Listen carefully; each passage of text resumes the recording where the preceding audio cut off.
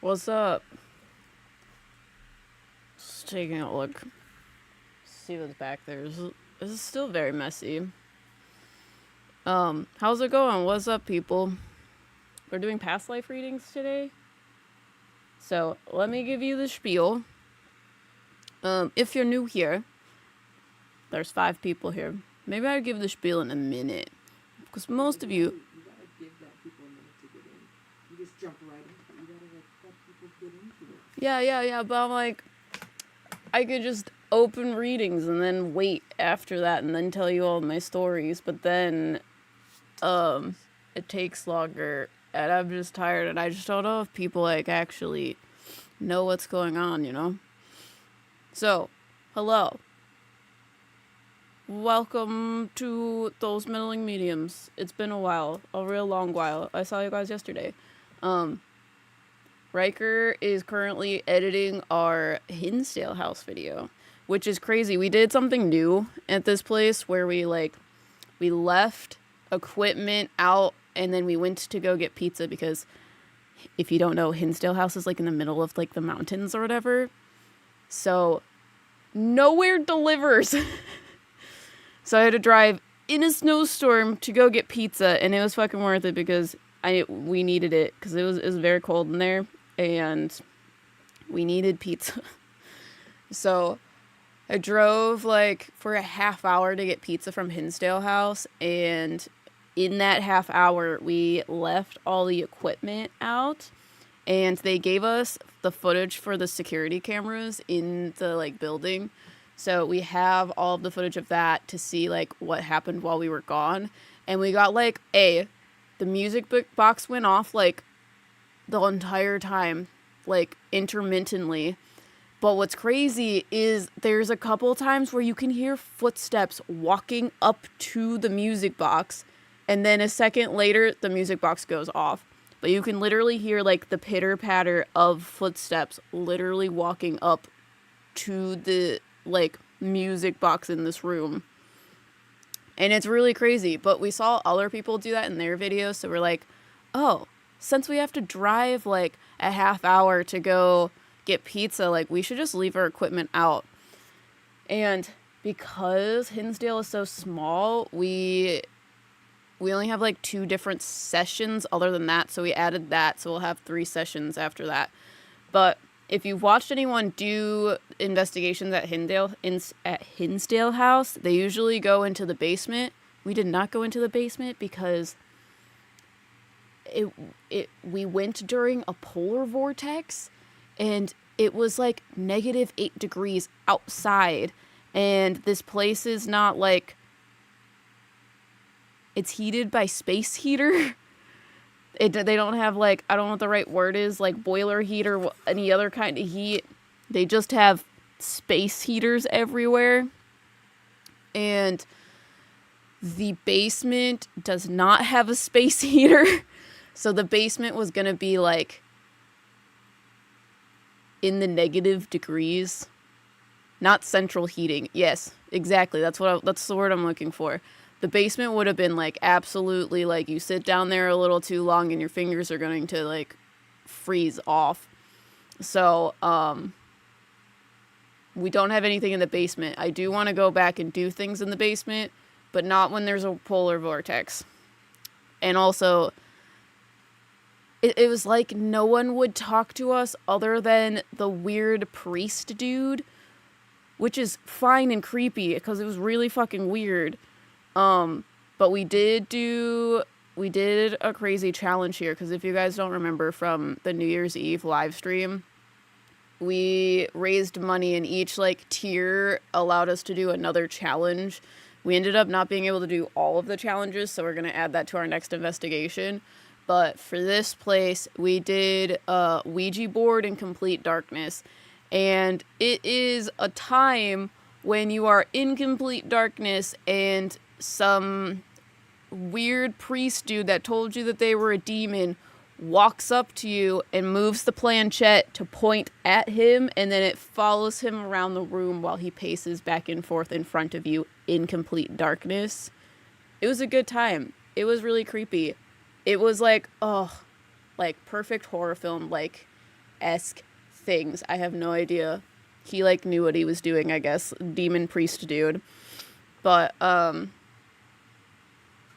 I don't know. I'm excited for that video to come out. That video is going to come out on Thursday at 7 p.m. EST. And then next week, you're going to start with part 1 of the Shanley. And the Shanley videos are crazy because we need to go back and do like a part 3. But I also want to go back and stay like the whole week. Because, oh my god, there's like a mystery there of how there is all of these weird things going on and people that shouldn't be there and potentially people that are missing. It's a whole crazy story, and we start to tell the story in part 1 and part 2. But there's a big plot twist, and it's really fucked up and gross. So, yeah. Make sure you watch Hinsdale House, coming out on Thursday. But since there are more people here, I'll give you guys the link, and then I'll tell you more of my stories. So, that is, I believe, the right link. Hold on. Yes, past life readings. So we're doing past life readings today, and I'm going to restock them. We're going to start with 5, and then make sure you guys click on that link.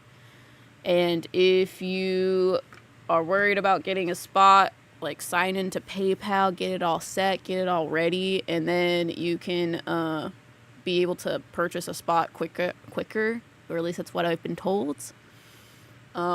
So go into that link. That link is right there. I just sent it in chat. It's at the top of chat, pinned, and it's in the description as well if you can't find it. It's everywhere. So I'm going to restock them now. Give me a second, it's loading. Okay, so they should be there.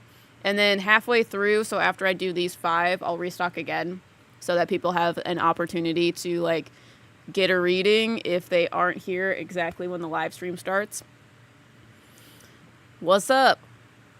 Welcome back, people. How's everybody going? How's everybody doing? How's everybody going? The second story I have while you guys purchase things, is,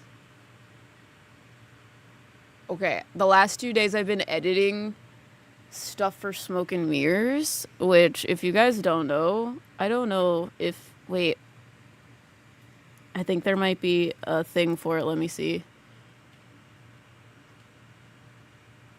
Haha, now you get it twice. We have a vlog channel. It's called Haunted Smoke and Mirrors. That's the link if you want to like go check it out. We have been taking a break from that for a very long time because stressful things happen and we can only handle one channel. But now we're getting back into it. So we are going to be posting. I'm thinking I'm going to post this next week on Wednesday.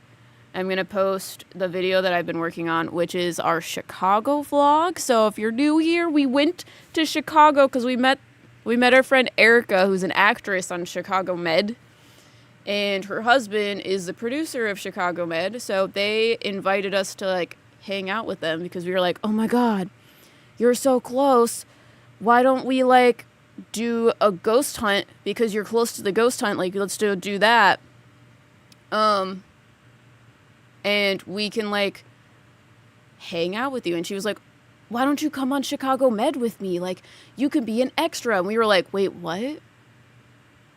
Wait, what? So we went to Ashmore, and because we were close in proximity to, like, Illinois and that area, we were like, hey, Erica, do you want to come on a ghost hunt with us? And then we also have another friend that we met in the community named Kayla. And we're like, hey, Kayla, you want to go on a ghost hunt with people you just met on the internet? So we went to Ashmore, and you can see that video already came out last year on those Meddling Mediums on this channel. But I am creating a vlog of us going to Chicago and meeting Erica and Kayla, going down and doing like the behind the scenes vlog of Ashmore Estates. And then the day after we get back from that, we are put in like casting apartments in Chicago, and we go into filming for Chicago Med. It was the craziest thing I think I've ever fucking done in my life. Watching it back, I'm like, wow, I'm not this cool. This is really fucking weird. I want to do this all the time. So we were ED nurses, and we were like, I don't know, in the background. You can see us on like one of the episodes. Like the episode already came out. It came out last year in November. And the episode, it's season 10, I think episode 7.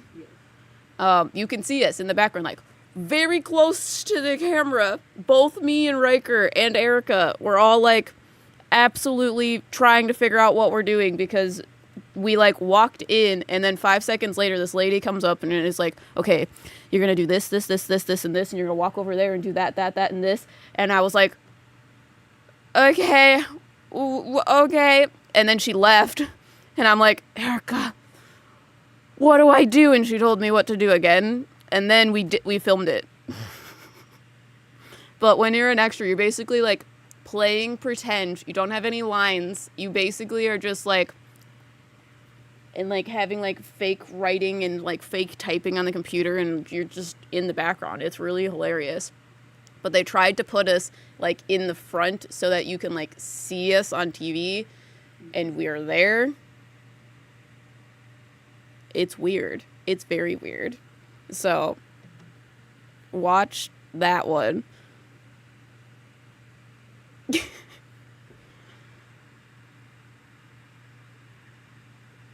An immediate yes.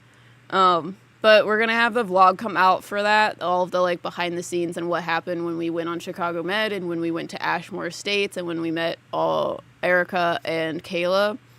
That's gonna come out, I think, next Wednesday. And then I believe, I have to look at a calendar, I think it's the week after that I'll be working on another vlog. And the other vlog, yeah, so the first week of March is going to be our vlog for New York. So you'll get the behind the scenes of our New York trip. So we're going to try to do that over there. We also want to get back into doing podcasts on Smoke and Mirrors, but we've been struggling to film them. But we will get back on that. So I'll let you guys know when that starts happening again. But past life readings. You guys ready? I know I have one so far. Hold on. Let me get into the shop. So, if you guys are interested in past life readings, they are still available. There are 4 slots. So, when you come in, you can do that if you would like. But I have Dancing Hawk as my first one. I don't think I've read you before, right? I very rarely do past life reading things.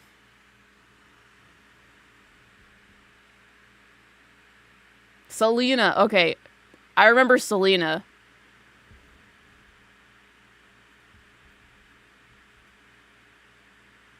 Just a spirit guide reading. Yeah. I remember your name from Selena being in here, but I didn't remember the Dancing Hawk. I know I've seen you in chat, but I don't put 2 and 2 together very well. But I do remember reading you now. Okay, so doing past life things.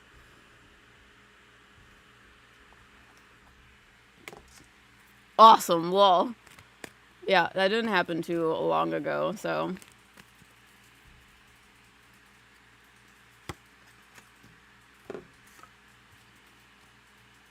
Okay.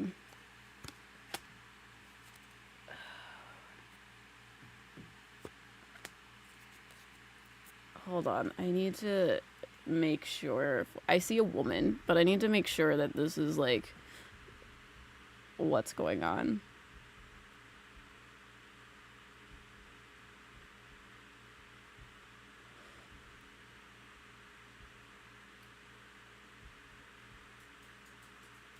What make and model of a monitor? It's like a super wide monitor that Riker just got. It's like a curved wide monitor. So the reason why I'm like hesitant is I see this woman and her skin is yellow and she is glowing. So the first question I asked her, I was like, "Are you human?" And she was like, and I was like, "Okay." "What are you?" And she won't tell me.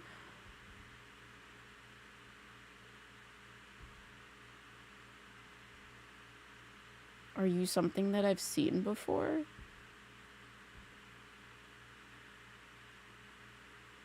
"Yes." "Are you a spirit guide?" "No." "Are you an angel?"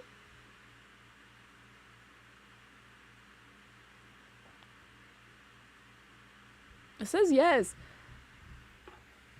Boyfriend. Yes. Is this true? No. No. Okay, I have another question. Okay. Do you see a woman that's yellow?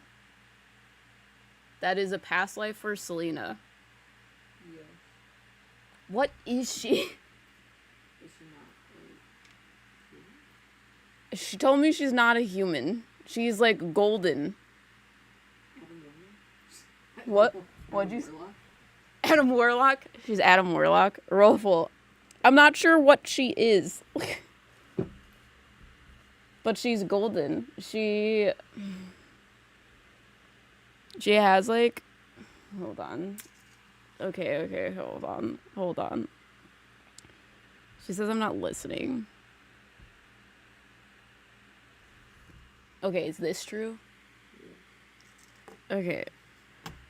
The reason why I'm hesitant is she keeps saying that she's some sort of deity thing, but that sounds scary to me. Do you know a deity that has golden skin that's female? I can Google. Okay.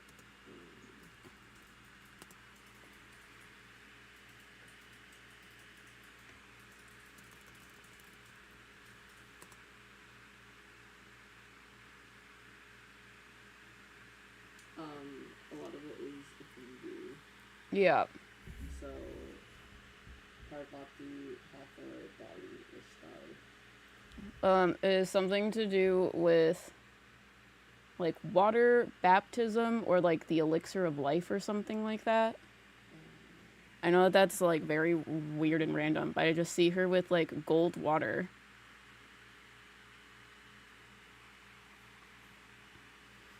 Orisha? Hold on. Orisha are African deities.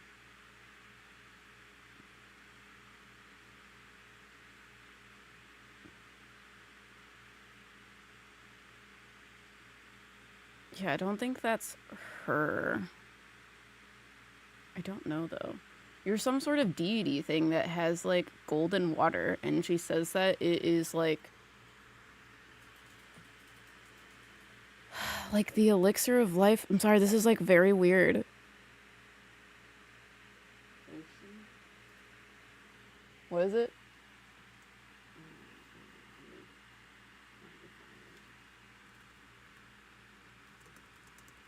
I don't know if that's technically a lake.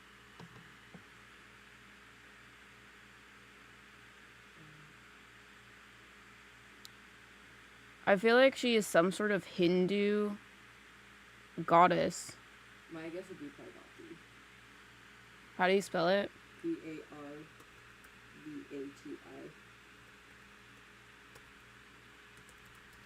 And she is,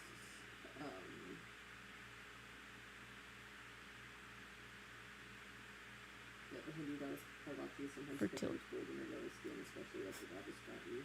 Kali symbolizes the goddess of life and harvest. Got you. So I don't know. So Parvati. Parvati. Yes. Parvati. Okay. I think we've decided her name is Parvati, so I'm just gonna give you this. I know I'm saying this wrong. Here you go.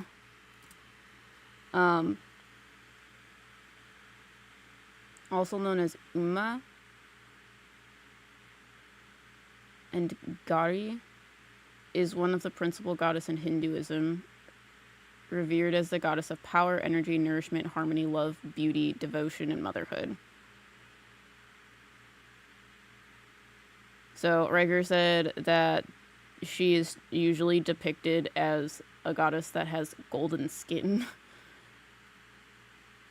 So that is weird. I've come across her before for sure.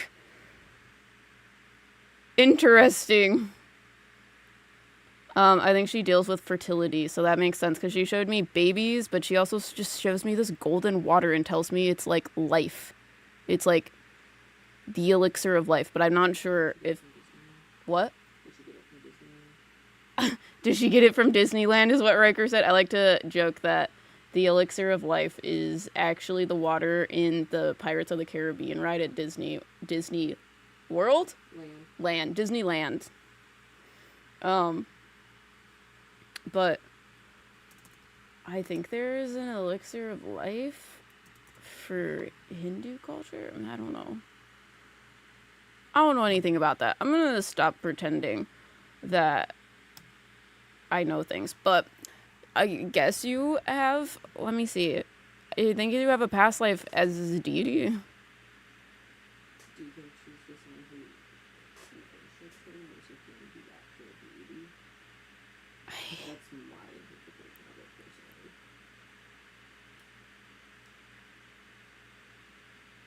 personally. Was this true?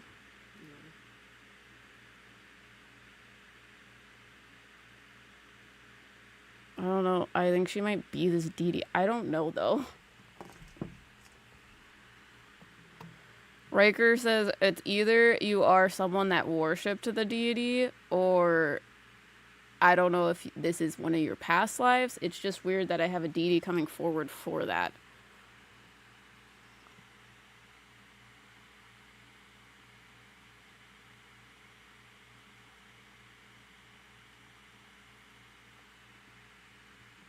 As a deity or the elixir? As the deity, the Parvati. So, I could be wrong about that. But it feels like that is a past life.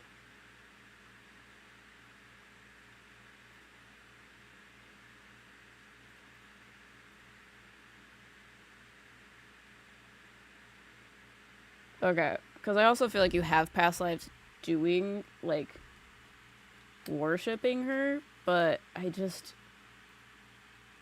I'm trying to listen to my intuition and not push it away because I am not one to tell people they have past lives as deities. Because I'm not sure how that works. But yeah, I don't know. It's kind of like the way that I think about it is I'm like, deities seem like there's too much energy to be put into something lower. So I'm like, I don't know. So take that with a grain of salt. However, that is what they're showing me. They're showing me a woman that they say is a deity. Her name, I believe, is Parvati. She has golden skin. And she deals with, like, life type things. I pulled cards for her, and it is literally just, like... I don't know if you can see this. Let me see. Let me look at my camera. This is her vibe.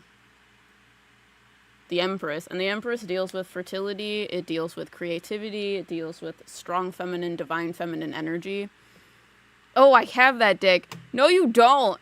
That's crazy. That is not one of those decks that you can just buy on the internet. I got that deck when I was like 12. So, I do think that's hilarious. But she makes me feel like you just have this innate ability to bring people together and to kind of like creation is something that is very tied to you. However, I feel like you struggle with stability. I know that sounds weird, but that's kind of like what she's talking about. 'Cause it's hard to like see what happens in her life, but she's talking about, like, she is strong feminine energy. She needs balance in order to be stable. Otherwise, things will continue to, like, I don't know. She's telling me this in a sense of, like, Mother Nature and how Mother Nature has, like, a system of, like, survival of the fittest. So if creation and, if everything that was created survived, there would be an issue of too much of it. So she's like, you need to have a balance in your life of, like, the too much gene. You need to have balance of ebbs and flows, ups and downs, yin and yang. Because sometimes you can have too much of a good thing. One of my first decks. Dude, same. What deck? This deck. My little deck. I do. Yeah. Literally, like I can't. This is a see box. whether you have to hold it down. This guy. Little deck. Yeah. But I think the only place that you would be able to get this is, like, eBay from someone else. This is not something that is, like, still sold. It's, like, a vintage, if you will. But it says that it was, like, $8. I don't have the box anymore. Yeah. I don't know. When I was little, which is probably, like, subtle foreshadowing or whatever, I got a tarot reading when I was, like, super, super young, and I was like, wow, that was amazing. I don't remember anything that woman told me. Literally nothing. And I was like, I could do that. That is the Aries in me, of being like, no, I'm going to figure out how to do it now. So I bought a tarot deck when I was, like, 11, 12, 10, something like that, and it was this one. And then I didn't touch it until, like, years later. Someone gave me a bunch of tarot decks, and I've been collecting ever since. Jeez. That same. Not same, but I, like, buy them. But I think it's amazing that people are giving you decks. Dude, I want someone to give me, like, vintage decks. Do you have questions? Sorry, yours is so confusing. I've never had a deity step forward for a past life reading. And I'm still unsure, which is my ego getting in the way of being like, is this possible? Are you real? I'm confused. What was the reason she came forward? Ah, yes. I was doing that before too. Okay. What does she want me to know? Well, what she wants you to know is that you need balance within your life. So it's and when I say balance, she just makes me feel like we get caught up in this idea of, like, things need to be perfect and happy all the time, but you need to focus more of your life like a heartbeat instead of always being on a high and always striving for more and more and more and more and more, because that's impossible and you won't be able to enjoy the little things. So there's, like, I don't know, there's, like, this saying that people say that if your life was just perfectly fine, it would just be flatlined. But the ups and downs and the peaks and troughs within a heartbeat allows you to feel like you're truly living. So that is what she was saying prior, of you need to have balance in your life, in the sense of you can't have too much of a good thing. In order for it to be a good thing, you need to have the existence of hard times. But the reason she came forward is she makes me feel like you've been struggling with finding that creative energy within your life. And it's not necessarily, like, art creative energy. It's, like, pulling things that you want into your life, like manifestation type things. And she says that it's a mindset of being human. Being human forces you to see restrictions, even though they're not really there. We see a wall in front of us and we say, oh, well, that's that. We can't do anything about it. But with walls, you have the ability to, like, find the opening in the fence, go over the wall, go under the wall. There are solutions to solving that problem, but a lot of times we get a no or rejection and immediately sink into ourselves and say, well, that was a good thought. So she's like, you may be in a hard time right now, but you still have this powerful energy in you to create the life you want within the space that you're in. So if you don't have the resources or the, like, abilities or whatever it is to go after, like, your dreams or, like, your passions right now, she's like, you still have the ability to pull those things closer. And one step closer is still progression. So don't get in your head about if or when these things will happen. You have to put it in your head in a manifestation type of way of, it will happen. I just have to trust in the universe and believe in myself, because I am a powerful being that can manifest things out of nowhere.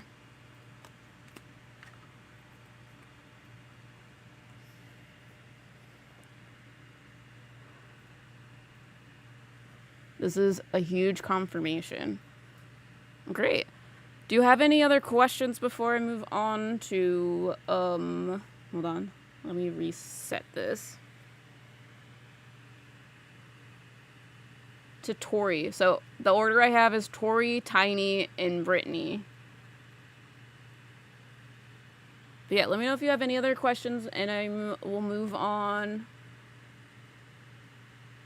to Tori. Tori, are you in chat? And have I read you before? I don't have any other questions. Thank you again. No problem. Yeah, interesting reading. Very confusing. Not sure if possible, but that's what they told me. So. But yeah, Tori. Hi. I'm excited. No, first time. Oh, amazing. Where can I find the slot? Let me see if they're still available. I think there's one left. Yeah, let me get you a link. If that's what you're talking about, there's one spot left right now, but I'm going to restock them halfway through. But, Tori, okay, you have a more tame past life.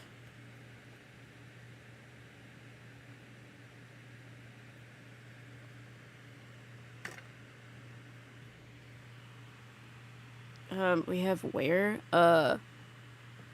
If you guys are interested in a past life reading, that's the link. I don't know if that's what you guys are talking about. I'm hoping so, but yeah. So, Tori, you have a male past life. He has, like, very, very dark hair. It's, like, black.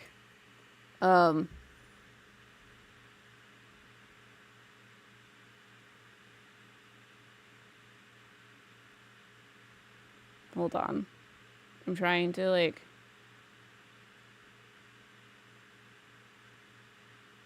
Okay.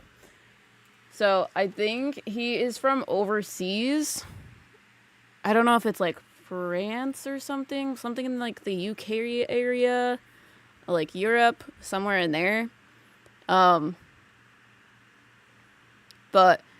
he looks to be, like, in his 40s or 50s. He has, okay, more so 50s. The reason I say that is he's starting to gray underneath.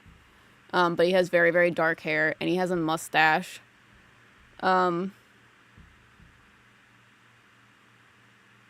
He had a family very young.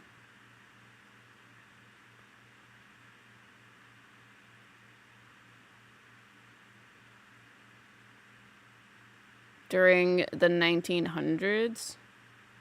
I think more so in the middle, so like 1930s, 40s is when I feel like he existed. But I feel like he died soon after this, so like in his 60s. Hold on.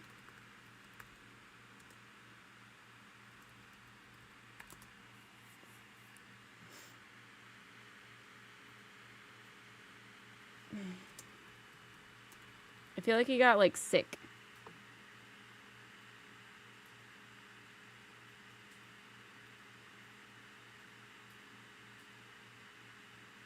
I'm just, like, seeing if it's, like, one of those kind of weird diseases.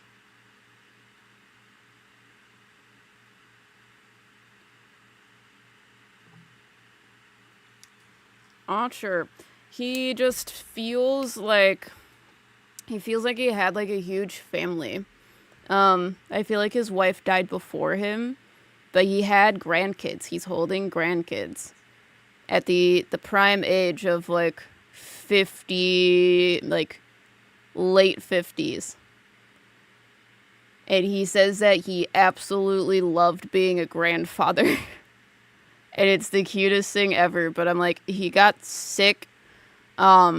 Something with fluid entering his lungs from some sort of bacteria. But it's not like the normal things that they tell me, like pneumonia or like something like that. It's like some weird, like infection disease virus. I don't know. That's what he tells me about it. But he got sick and died because he was basically like drowning in his lungs. But he had a wife. His wife had dark hair and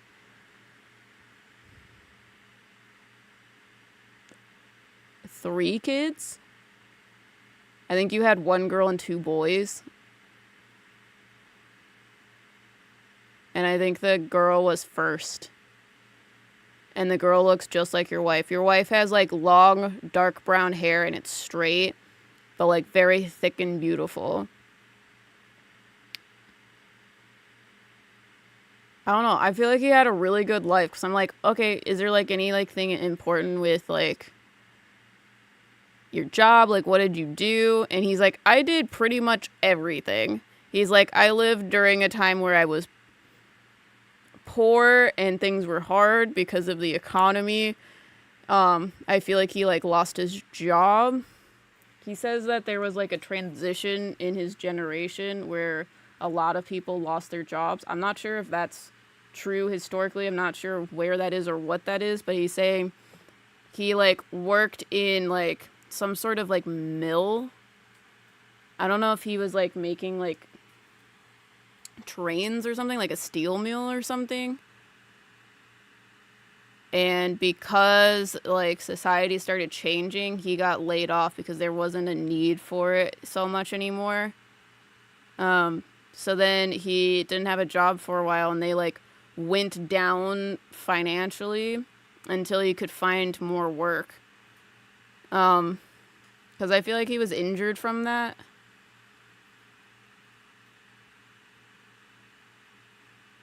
Like, I feel like he had, like, knee problems. And he says the stuff that he was best at was, like, handyman stuff, so, like, labor-intensive things. So he was struggling to find jobs that would take him because he was a bit on the older side when he lost his job, so they were taking the younger men over him.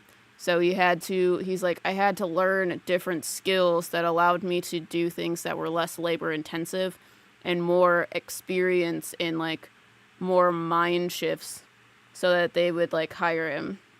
So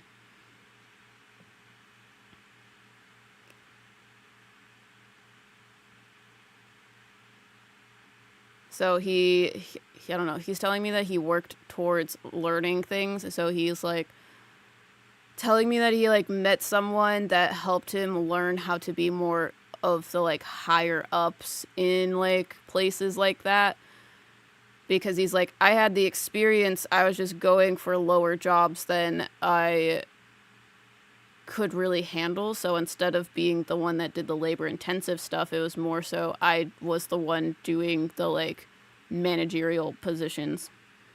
Lol, I feel like I definitely have a grandpa old soul energy to me, so kind of makes sense. He is very kind, very, like, traditional man in the sense of, like, the woman stays home and takes care of the children, and this, like, man patriarch, mindset of he has to be the provider, he has to be the protector. That is like masculine energy. It's important to him. That's his vibe. He's very like old man, grandfather, protector, let me care for everyone over myself type of person. But he keeps talking about his grandkids because I feel like he got married very, very, very, very young, like 16, and then had children like soon after that, like 18, 19, and they had kids very, very young. So their kids started having kids before he passed at the prime age of like something in their 60s. Because he didn't get like super old like they do nowadays. What's up, honey pies?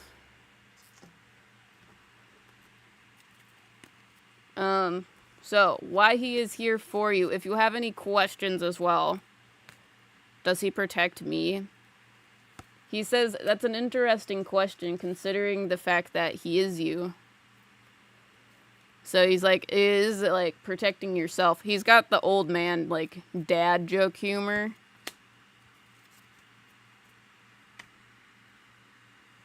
But he's like, if anything, I help you find ways to protect yourself and stand up for yourself. But you have his energy inside of you.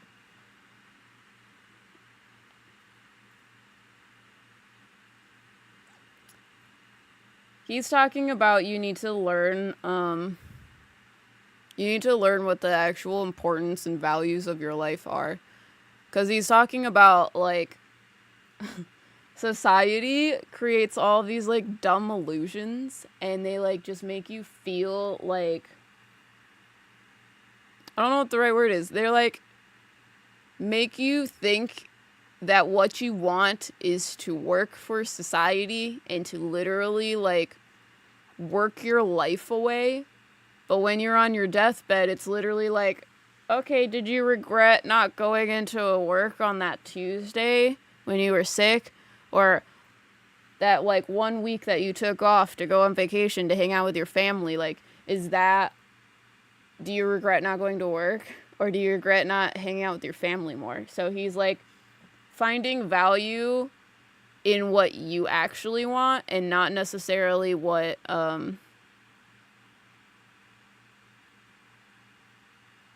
people tell you should find value in. Because, like, I don't know, I bought that as well because I was like, oh, I'm going to be, like, working 12, 14-hour days and I'm going to be, like, doing, like, art things and I'm going to be a game designer and I'm going to be a graphic designer and I just want to be working all the time. And then I started doing that and I was like, wow, I can't believe how much I actually hate this. This is the worst thing ever. I'd rather just, like, travel with my family and see the world and experience things with my family. Does that mean I'm not working? No, that means that I'm working so that I can go and do those things. Those are the things that I value. So he's like, you need to live life in figure out what's more important, because the things that are not are going to put more stress on your life than they actually are worth. So, like, if you're in a bad time and, like, financially you are struggling and you can't do the things that you want, you can't go on vacation, you can't do all of these other things that would fall into your passion, putting more and more work into it is just going to take you farther and farther away. It's not about how fancy a living that you could be doing, it's about what is important. So if sitting on the couch with your significant other is important, you can do that for free. If you don't have a couch, you can walk, like, in the park. Like, there's always something that you can do to be connected to the things that are truly important to you. Does that make sense? So he's like, things are gonna get rough, but even when things are rough, people are still there supporting you. It's a constant thought every day. It makes sense. What's up, Cal? It's nice seeing you. I haven't seen you around. I have been doing a lot of live streams. While Riker edits for our videos, like, come out now on Thursday. But we're back from our break.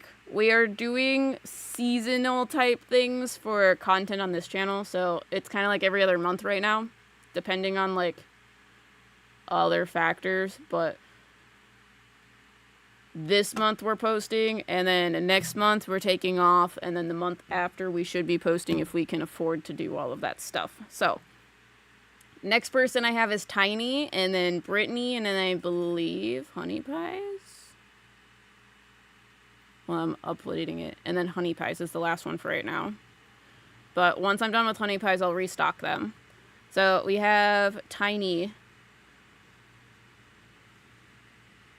Thanks, Em. Do you have any questions, Tori? I guess you asked a question if he protects you. Do you have anything else before I move on? Oh, sounds well balanced. Weird question, but as I was watching your videos, I got the thought to ask if it's possible to have a past life as a dark entity at a location that's still open. I mean,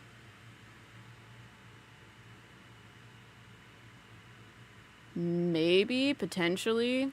I'm not sure about the dark entity part. I would say it's not impossible.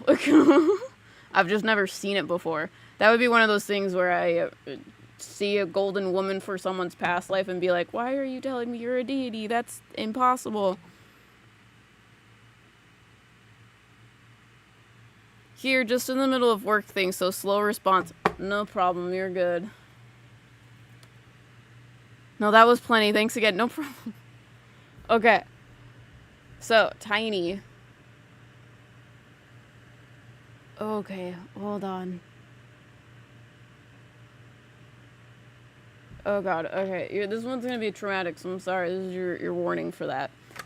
There's a little girl here that I feel like was your past life. She's blonde and the cutest thing.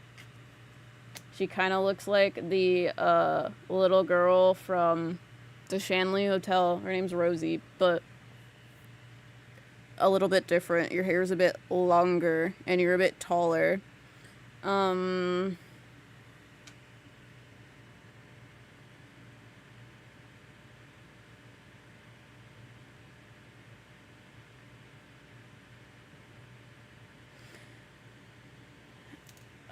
She looks like Norwegian, I believe. I now know that because Riker says that they're Norwegian, and apparently Norwegian people are like blondes and have light features. That's what she looks like. She's very tall. She's very tall for being very young. She looks like she might be like 3. She has like ringlet curls. She's very, very blonde. And she told me that the reason why it's traumatic is that I feel like she did not live long. I feel like she died soon after this age, which is why she's coming to me as a child.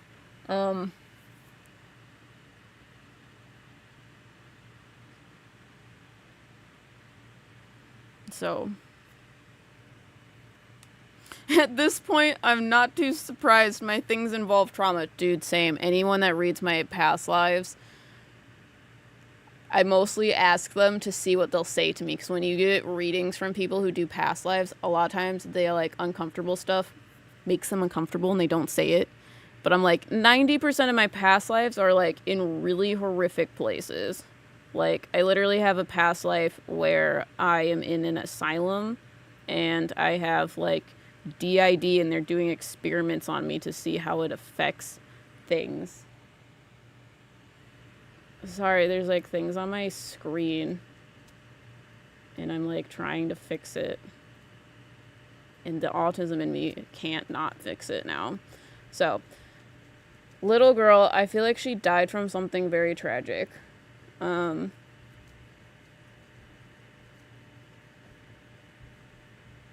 I feel like she's Catholic. I know that that's a weird thing to say. But I see her in like a white, like silk dress. And I see them taking her to like a church. So something along the lines of they were a religious family and they were asking God to save their child.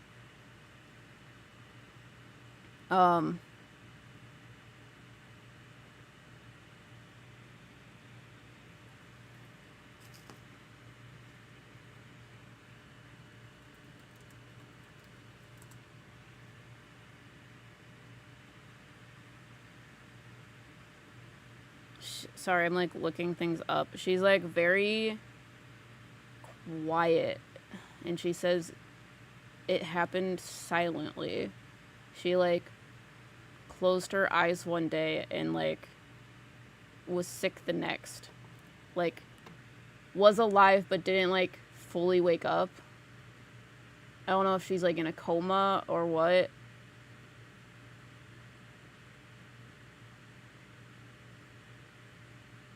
But yeah.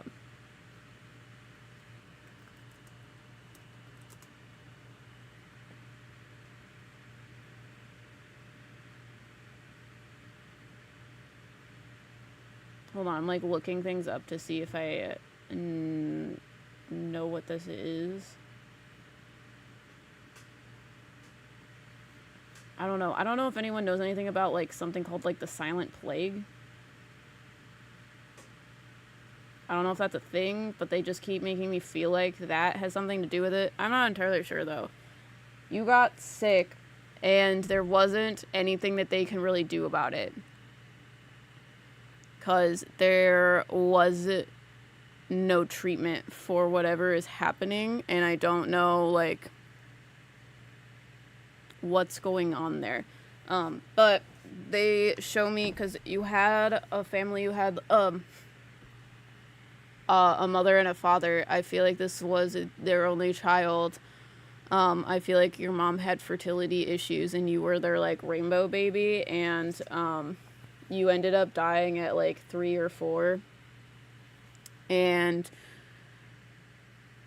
you just like all of a sudden just got really bad and like feverish and like it seems like in a coma or something because of the feverish symptoms and whatever else is going on, but they literally just like they don't know what happened. And it was just like something during that time where it was like there was no treatment, there was nothing to do. It was just watch. So they were like, okay, I don't know that I can do that. So they took you to like church. They took you to like a like cathedral type place and tried to ask God to save you. Ask for a miracle. But she says that was not the point.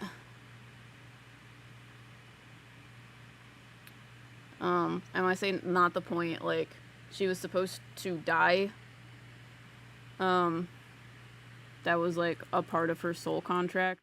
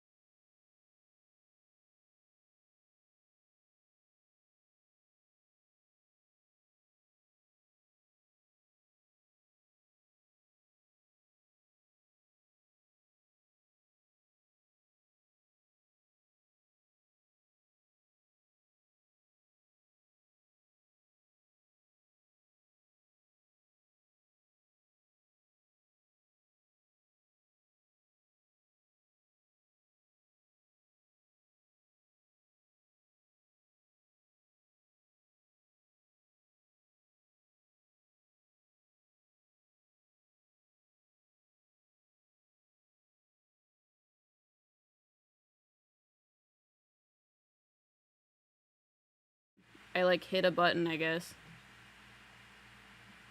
Are we good? Okay, there we go. Oh no! Yeah, sorry. Apparently, I have like shortcut keys, and while typing things, it like switched to a different screen, which I should probably get rid of that.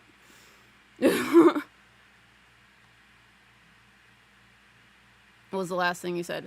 Hi. If I order food, do you want anything? Sure. Where are you getting food from? Chick-fil-A. Yeah. What were you sure? Yeah. Just a milkshake or a lemonade on Just a milkshake, and will you just give me fries? it? You don't want mac and cheese? No. I'm getting Chick-fil-A, apparently. But sorry about that. What? Do you want to like wait for dinner then? If you're just having that, or I don't know. Is this your dinner? no? But it's 4, so I figured it was gonna be like you would have a later dinner. I'm just starving. I need food. Yeah. I could make something later. Okay, I just didn't know if you want like if you were having just this as a snack. Yeah. 'Cause I don't know. I'm probably not gonna want to eat until like 7, 8. Mm-hmm. That's fine with me. Okay. Just fries and shit. Yeah. Yeah. I don't feel like mac and cheese right now. Do you want something else then? No. Just fries and a shake. And then if I'm hungry, I'll eat something else.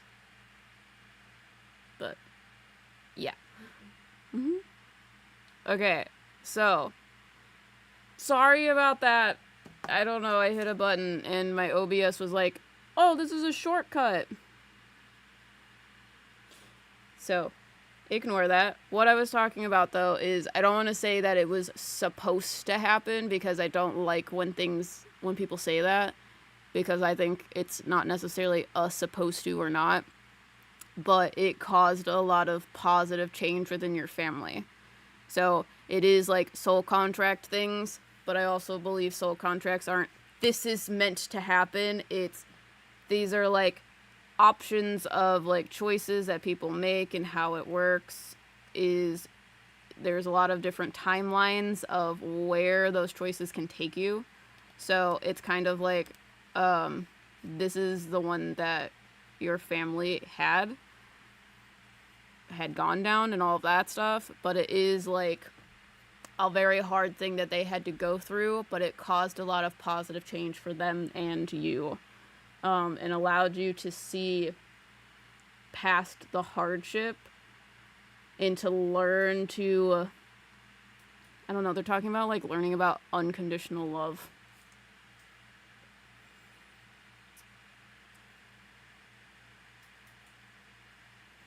Okay, they want me to say they're learning about unconditional love and learning to like remove themselves from restriction, because they felt so trapped and backed in a corner, but they still had options, they still had things to do. They want me to say it's like when someone, I don't know, they're telling me about like Grey's Anatomy, where there was an episode where this father had a sick daughter, like a very young daughter, in a similar scenario of like what's going on here, and he like would not give up on taking her to the next place and the next place and the next place for treatment. And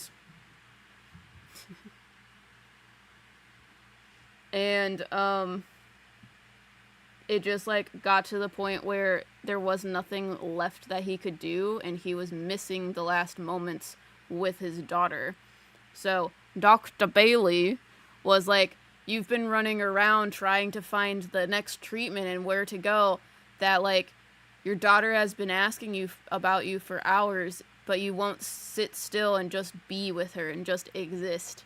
So they're talking about even when you're in the toughest of situations, there is still something to be grateful for, and there's still time, there's still like connection.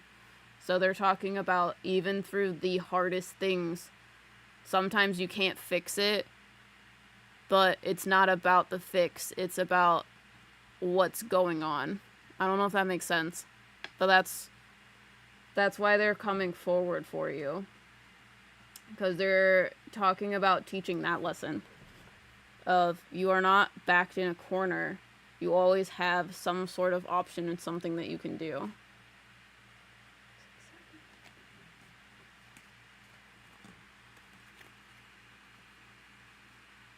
Yeah, enjoy the moment kind of vibes rather than finding the solution. Because it's like, they want to say it's like hard things happen to them. So it's the question of, do you regret them happening? Do you wish they never happened? And the answer, usually when you ask people that, is no. I don't regret that. I don't want it to not happen.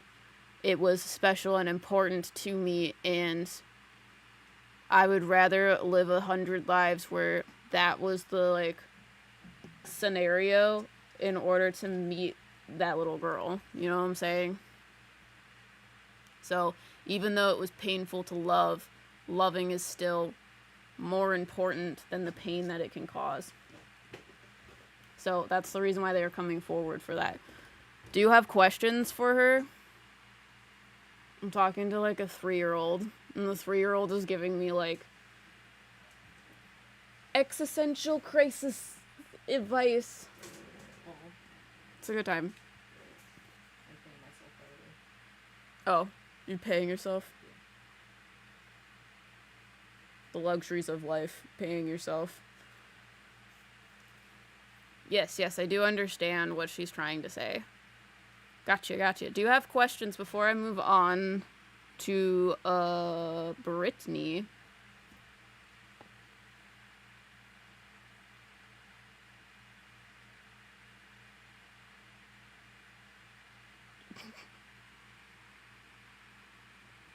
I do think it's funny that my screen just went absolutely black. I've been trying to look at the camera and not chat, so there's also that. I don't know, does she think I should get a cat? I think you should get a cat, but that's me.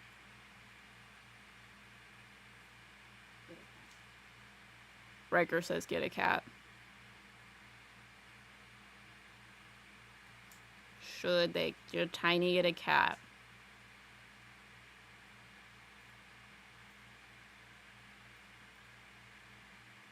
It says maybe. It says it's up to you. I don't know. If you get a cat, I feel like I don't want to tell you what they look like to me because that will probably change. And also, I don't want you to, like, limit yourself. But I feel like the cat you're gonna get is gonna have this, like, tiny big eye energy. I don't know if that makes sense. It'll make sense to people that have cats of, like, they are gonna be very quiet, but they're gonna be very destructive and, like, curious and have these, like, huge eyes that they, like, stalk you with. That's what the vibe they give me, is just, like, this quiet, sweet energy of being there. I feel like that they will, like, help you feel less alone. And, I know it sounds weird, but I feel like they'll help you take care of yourself. Because it's going to be more of a, like, well, I have to take care of the caretaker to my cat, if that makes sense. You're more likely to take care of a cat than you are yourself. And they're like, well, I have to actually be able to take care of the cat, so I guess I should, like, take care of myself. I guess I should go take a shower, or I guess I should go eat lunch. Struggles. I want a cat, though, so I probably will get one in the future. Yeah, I think you're gonna get something with just, like, I don't know. I have that cat. That cat is Tofu. Big eyes, quiet. Sobbing because I would take care of the cat better than myself. That's what the cat is saying. Because I pet psychic things. Yeah, they just have this, like, cute, stalking, big eye energy. And they're like, having a cat would help you mentally. Which is why this cat is going to be for you. So, yeah. Okay, we're going to move on to Britney. Hello, Britney. It's been a while, right? How's it going? Have I done past life readings for you? I've done readings for you. I just don't remember which ones. It's been a lot of readings the last 2 weeks. Noted. Thank you.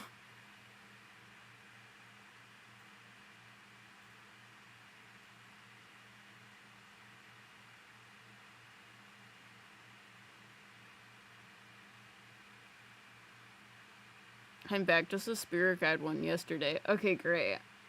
What was your spirit guides? Because I see, the reason I'm asking is, I have a non-human past life who, like, deals with ocean. He's like a nature spirit. He's also masculine. Which is interesting. The anime man with red hair. Yes, I remember him. Sorry, I'm trying to remember what I said about him. But you have I feel like you have a past life as like an ocean spirit. But he says he's the masculine part of the ocean, which I know is like a weird thing to say. But for me, masculine energy is like direct, forward, unyielding, that sort of thing. Where feminine energy is more flexible, creative, intuitive. He says he's like specifically the like harshness or the like stormy waves, that sort of thing, of the ocean.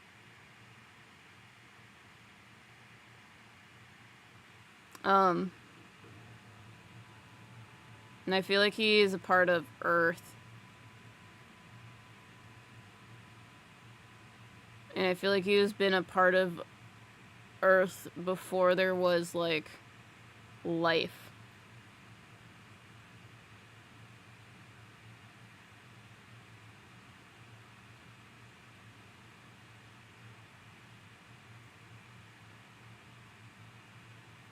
Okay.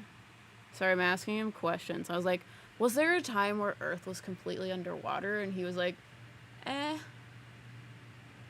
define completely underwater. Not really. I'm not sure if that's actually true either. But I'm just curious about those things. I asked my pendulum, I was like, was there a time where you existed where there wasn't like land that wasn't underneath the ocean? And he was like, no, there's not. So, yeah. However, he's talking about the reason why he's come forward is he makes me feel like,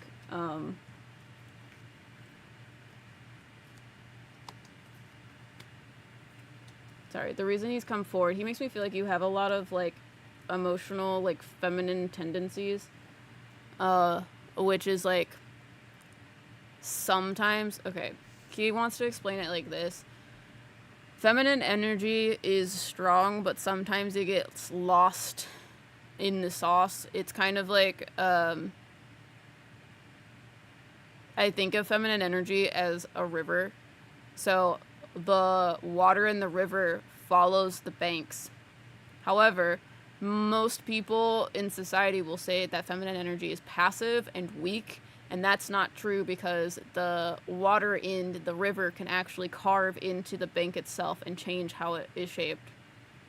But the difference between feminine energy and masculine energy is that feminine energy is going to go around walls instead of going through them. Masculine energy is going to plow through them. So he's talking about you need to have more of that crashing energy in order to feel more like yourself in this reality. So he's talking about sometimes you feel underwater with all of the emotions, and the emotions cause you to be easily influenced into believing the like lies and illusions in your life of like you're not good enough, you can't do certain things, you need help with everything. Those things are not true. You are a strong feminine energy. You also have strong masculine energies. You have the ability to shape the world around you the way that you want it to look, because that is how water works. So, like, needing more confidence. Kind of. It's like, that's the easy way of explaining it. The more, like, in-depth way of explaining it is, like, don't allow people to, like, walk over you. Don't allow people to make you think that you're not powerful. It's kind of like, I don't know, a lot of, like, stereotypes say that, like, usually the woman is the one that shouldn't be doing like housework or like like house projects or like construction or like car things. So when you have issues with it, you feel like you have to ask a man and you have to have the permission of the man to do it, and it's like that's why. Yeah. Be in your boss bitch era. Exactly. That's what I'm talking about. Boss girl energy. Walk around with your fingernails done and your heels on and go like change some oil like you don't give a fuck. You know what I'm saying? With your matcha in hand and show all those bitches that you can do it like in a dress. You can do it like with your nails like 5 inches long, dude. I don't know. Gotcha, lol. But he's talking about you've been experiencing a lot of hard emotions, and he's like, those hard emotions make you feel less than who you truly are. So he's like, there was a time where you helped create the world. So like, you have to be enough because you're the one that helped build the place you're standing on. You know? Dude, anytime someone says girl boss energy to me, I'm like, that is my future. I don't like getting my fingernails done and I don't like matcha, but that's how you know you've made it.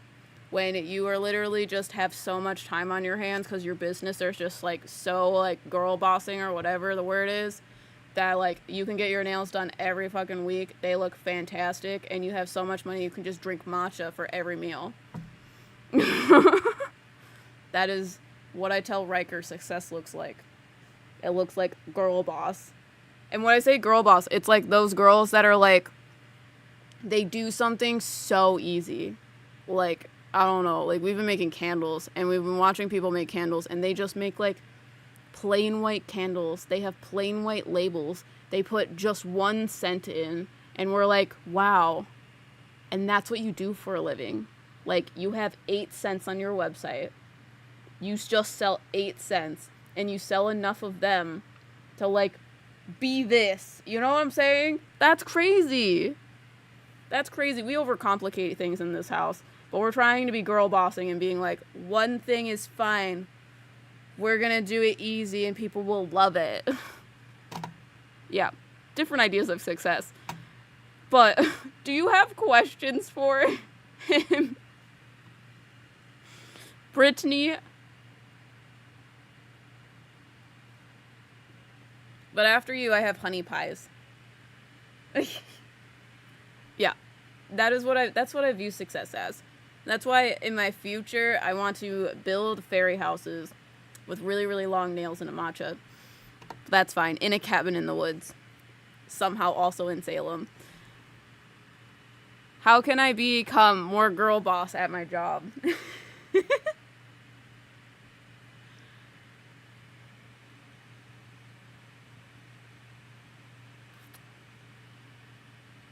This is me and what I want to say. Care less and do less. Care more about vibing and just doing. But I'll pull some cards for you.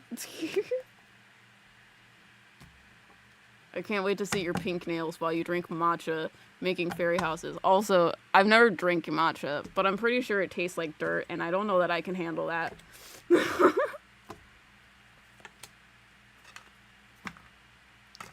The first thing they say is, you are like me and you overcomplicate things. You feel like you need to be competitive and outdo people because you have been put down so much by other people that you don't feel like enough. And what they wanted me to say is, it's kind of like you surround yourself with competitive friends, competitive family members, and competitive is a positive thing in a sense, because like that is like a natural instinct. Competitive things help you to like become more whatever it is, successful. I'm not entirely sure, but like competitiveness can become a fault and force you to feel like you are never enough and everyone is always doing better than you. And they're like, in order for you to be a girl boss is to care less about that, Doesn't matter what they're doing. People that are girl bosses and start their own businesses and all of that stuff, the hardest thing is to absolutely give no fucks of what people you know think about what you're doing. Because most people are going to absolutely judge you and put you down. And then once you start being successful doing it, then they're going to be like, oh my God, hey girl, like, you should allow me to, like, get in on it.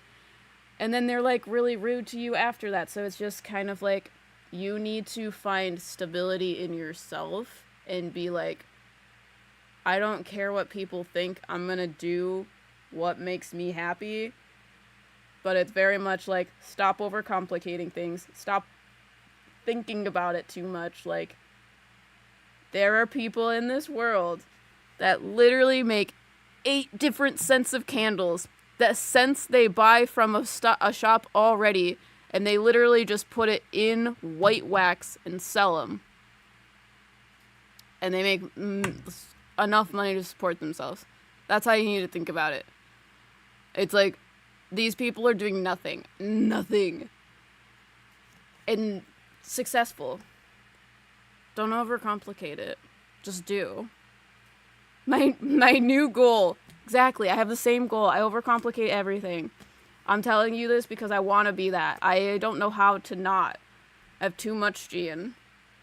And if you look at our candles, they're colored. We, like, create scent blends for you. We put crystals in them. And we're like, ugh, it doesn't look the way I want it to. And there are people simplifying it to the utmost tiniest bit, and I just... Girl boss. That's how you girl boss. You make it as simple as possible, and it makes you big bucks. But, anyways, next, honey pies. Hopefully that answers your question. But, don't listen to the people that are telling you, that are judging you and being more competitive to you. They're jealous of you. That's why they're competitive. But yeah, honey pies. Have I done past life reading for you before? I think we've done, drawings, maybe? I'm gonna look at your drawings. I know we have ones that we've drawn for you. Right? I'm not going crazy. Am I? What's happening? Have we drawn things for honey pies? I don't remember. It's not, we didn't write it as honey. We haven't? Ugh. No drawings. I've read you a couple times, though. Yes, the housewife. Yeah, I do remember that. I don't think we've been around for any drawings. Ah, got you. You're just like one of our regulars, so I'm like, I don't remember what we've read you on.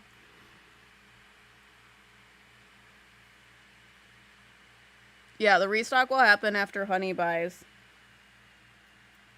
So, this is my last one, and then I'll restock 5 more, and then we'll be good for the day.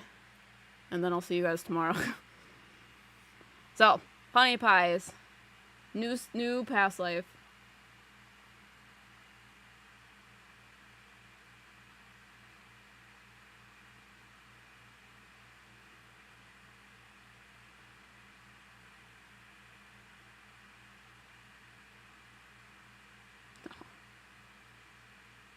Okay.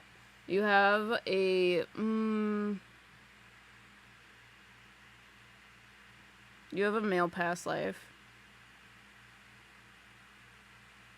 I feel like he's from, like, China, Asia, that area. He looks like... He has dark skin and dark hair. He looks like Asian. Or Chinese or something like that. They, like... tell me that he looks like Zuko from Avatar: The Last Airbender without the scar on his face. And when he has, like, hair and isn't, like, bald ponytail, you know what I'm saying?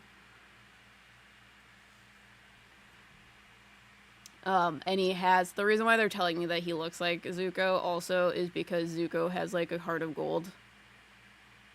After his, like, metamorphosis, I feel like he had, like, a shit, like... Okay. I feel like you had a shit life, but you just had this, like, heart of gold through the entire thing of trying to find the right thing to do.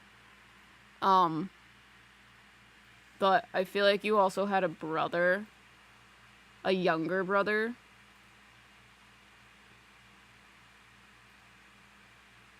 And your younger brother is like pride and joy, like you protected him from everything.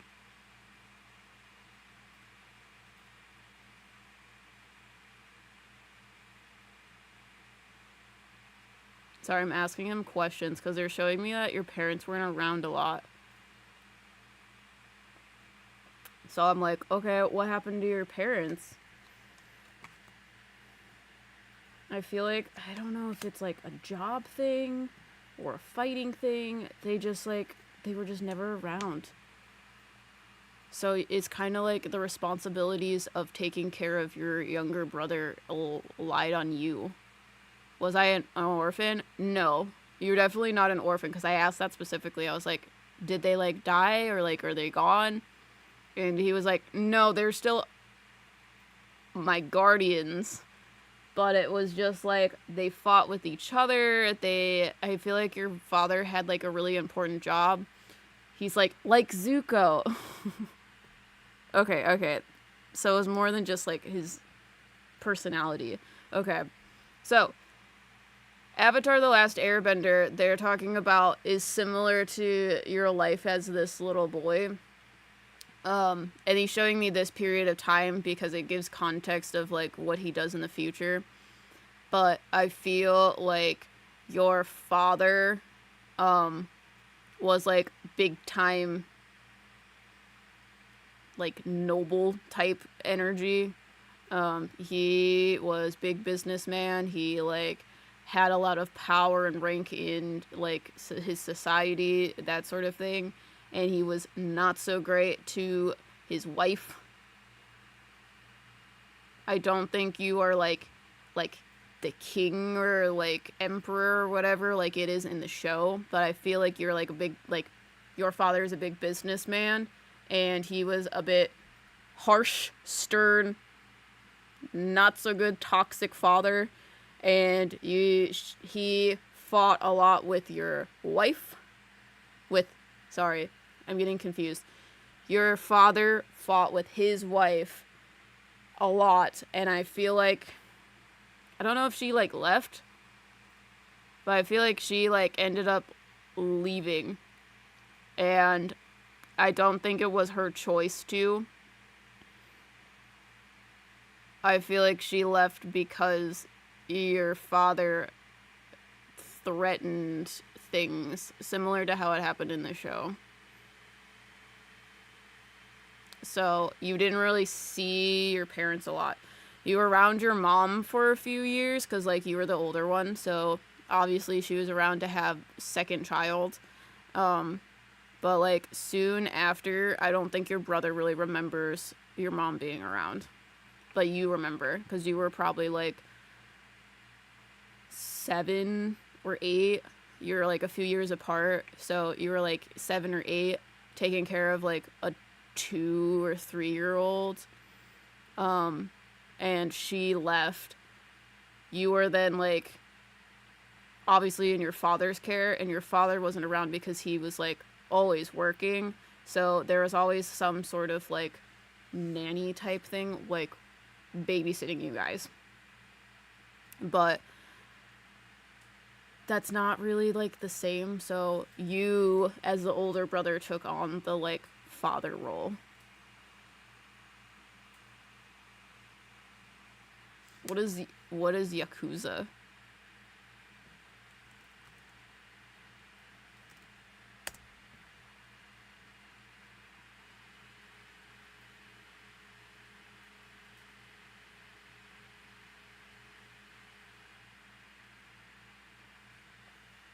I'm not sure what that is. But yeah, that was like your home life when you were younger. And I feel like it shaped a lot of things for you future tense.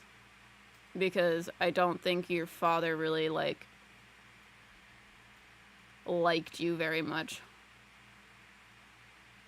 I don't think he liked either of you. I think he was just kind of spiteful of both of you. So I feel like when you were 18, you got kicked out.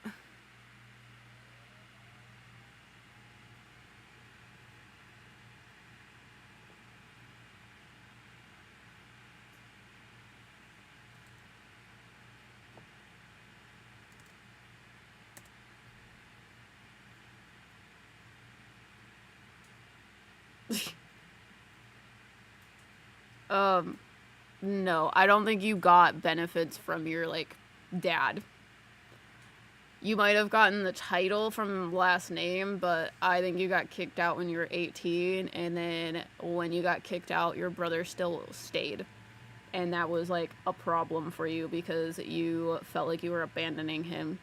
So I feel like you spend a lot of your life trying to find your brother.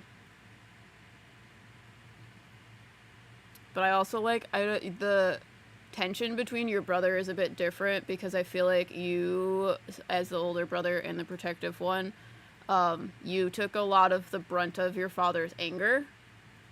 So it was kind of like your brother was out of sight, out of mind, so he didn't have to endure as much. You endured the, like, punishment things. So anytime your brother did something, you would take the blame for it. But I feel like your life very much revolved around your family back then and, like, your brother and trying to find him. I feel like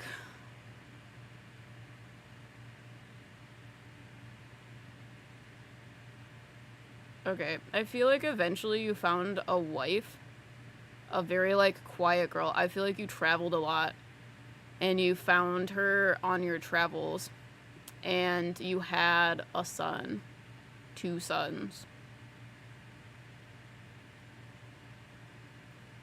She's very pretty. She has, like, long brown hair. It's lighter than his, and it's, like, in the, like, a ponytail, but, like, in, like, a fancy, like, hairstyle. And then she has, like a kimono on.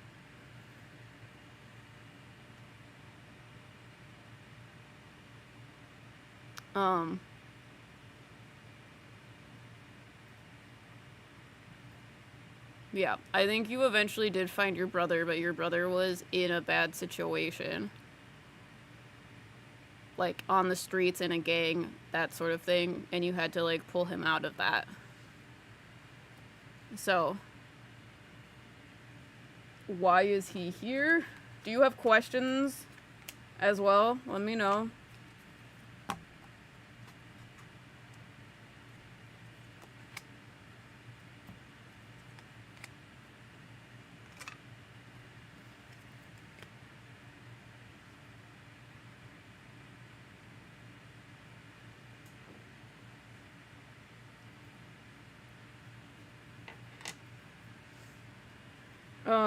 He's talking about grudges.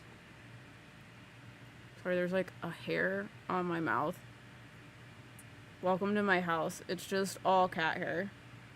That's what it's like living with a Maine Coon. And 4 hairy animals. But, what did I do for a job? It's a good question.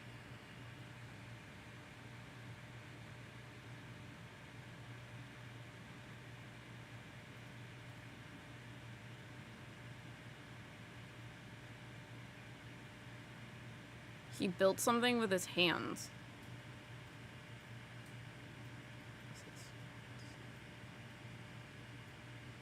No. I'm not sure what it is, though. Something delicate. And he traveled and sold that. Because his, like, priority was not necessarily his job. It was more so, like,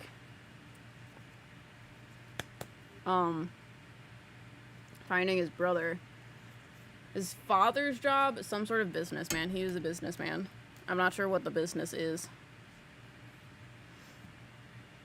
But I feel like he, like, I don't know. I see him, like, carving things. But he's not an artist. That's what he said. He's not making art. But he was carving something.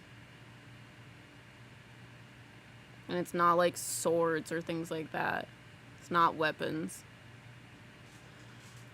But out of clay, like porcelain, it looks like to me. Yeah. So, clay, porcelain. That's what I see him doing. And he sells it on his, like, travels. So, he is coming forward because I feel like he's dealing with grudges. He let a lot of the stuff in his past dictate who he saw himself as. And it was hard to do anything else or see himself as anything else. So, he took on a lot of the, like, titles that his father screamed at him during fights. So he's like, I held grudges and, like, I don't know, he's talking about, like, the revenge type stuff, or, like, trying to, like, I don't know, like in the show, in the, like, Avatar The Last Airbender, it's similar to, like, Zuko being, like, redefining what honor means. He's like, that is what is important to your life. Your takeaway in this reading is trying to not hold on to past perceptions of you and past things that had happened, past situations. You get to choose who you are, and you get to choose what's right.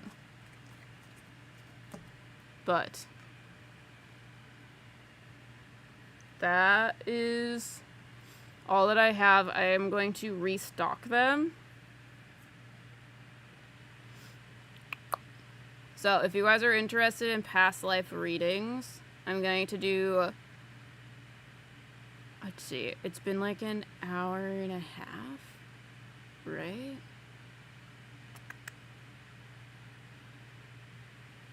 Give me a second. Yeah, it's been like an hour and a half. I think I'm gonna do 4 more, because that's how I feel today. Save changes. So, if you guys are interested in a reading, they are available.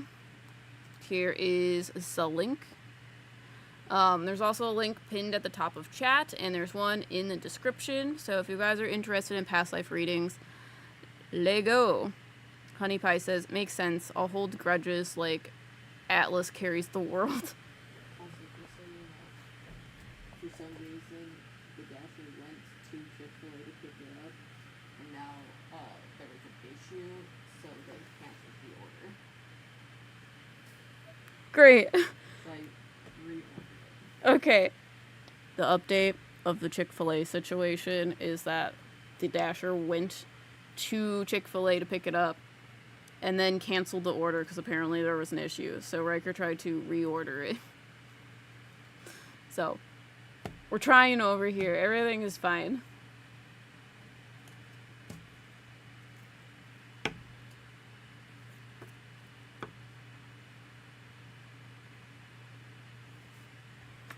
Hi, Dibbler Girl. What's going on?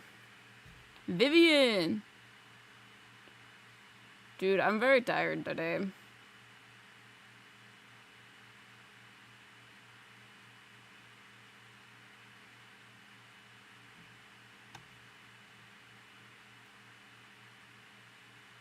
My god, you guys are quick. Hi, could I get a non-human past life? You can. Oh yeah, the last I remember the last past life I gave you. We were gay with your now husband, who was a woman in that life. That was a good time. Also, I sent you and Riker some tarot decks. I was going to wait to tell y'all. Okay, I will look out and see if our mailbox tells us. Because I think they tell us when we get packages. They just don't tell us when we get letters or things like that. And if you guys are interested in the P.O. Box address, you have to join members. It is a members exclusive. And then I feel like we recorded a really long time ago like unboxing of like stuff, but we never posted it. That was a good one. Too excited. Dude, I'm the same way with gifts.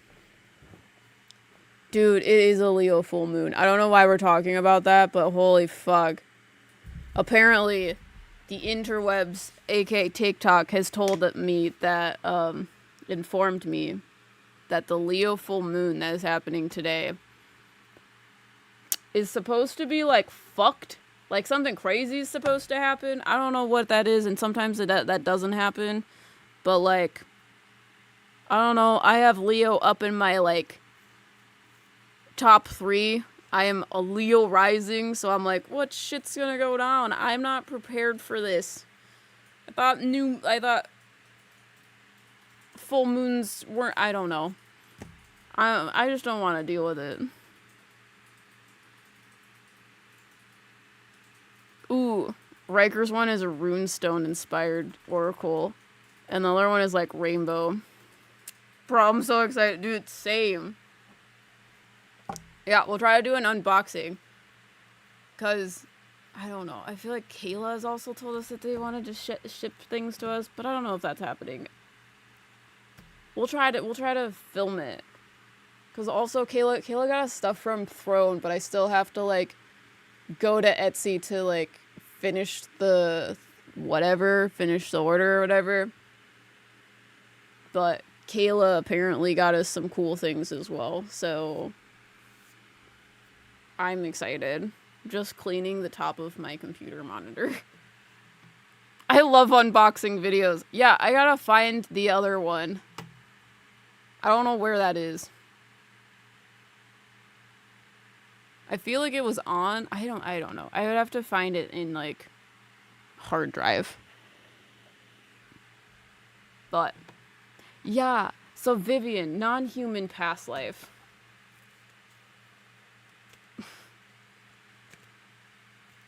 Okay. Here's my pendulum.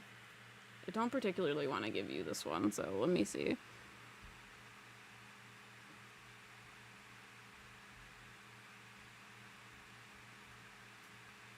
God. I'm sorry. Doing non-human past lives are just so weird and hilarious. Do you want to, like, non-earthly past life? Or just non-human? Let me know.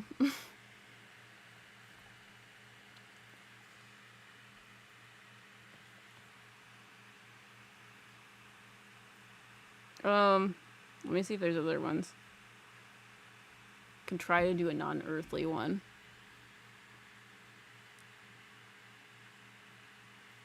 Because, I don't know, what I see right now, I see a goat. And I'm like, a goat? Really? Are you goating me?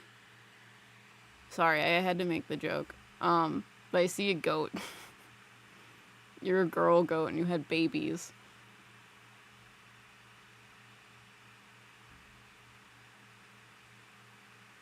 Oh my god, non-earthly. Okay, thank you. I was like, seriously, a goat? Literally a goat. Okay, great, got it. Okay. That's hilarious. Yeah, that's why I was like, are you literally goating me? Get the fuck out of here. Jeez.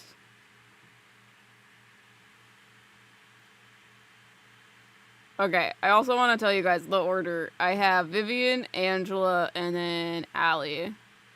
So, non-earthly. We'll try those again.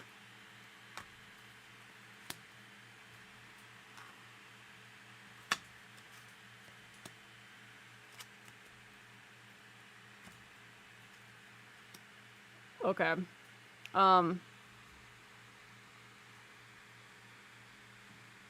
You are... Wait. Okay. You are a cloud from a different planet. That was better. I'm like, literally a goat? Okay. It's fine.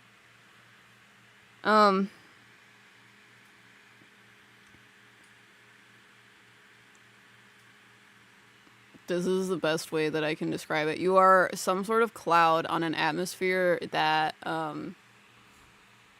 cannot maintain human life.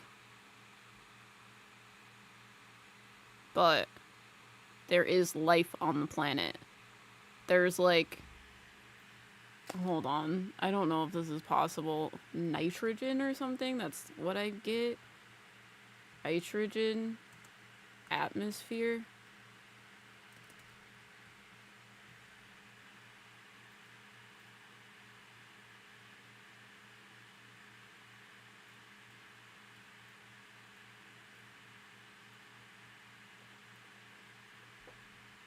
Which is primary constitute of Earth's atmosphere. Essentially, the air we breathe is considered a nitrogen atmosphere due to the high nitrogen content.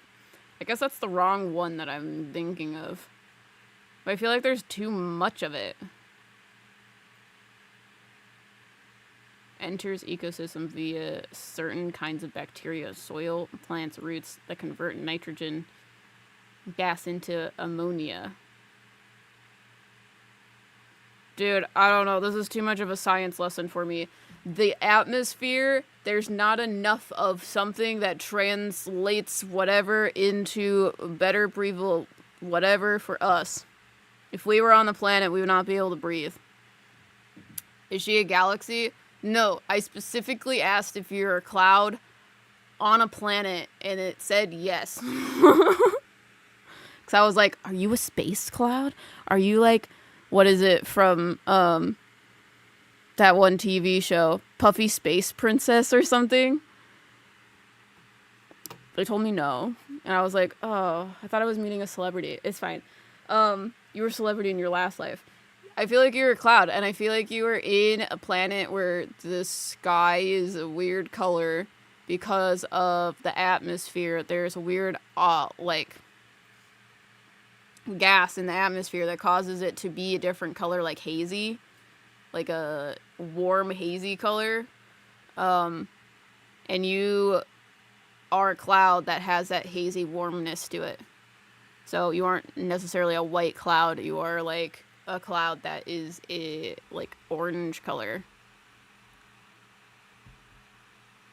I feel like the planet is very, very large, larger than Earth as well. I know this is you asked for it, so I'm not even gonna like say sorry now.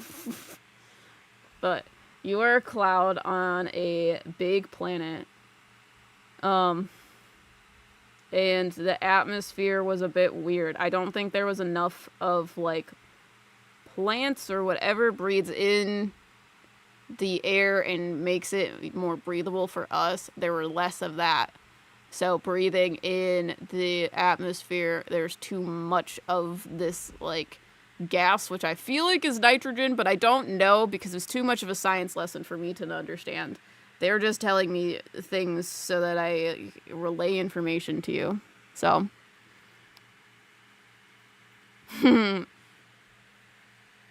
but I also feel like they want me to say, as a cloud you worked with, like, nature spirits, because they're talking about integration with wind spirits. Like, you worked closely with the wind, and, you also worked closely with life on the planet because you were one of the things that provides like water to the planet. Does every past life deal with fertility for me? So that one does too. Yes. I did not realize that. That's one of those things where I read people enough times and they're like, dude, everything is fertility, because didn't we do like deity reading and you had fertility deities too? That's how we figure out your soul type.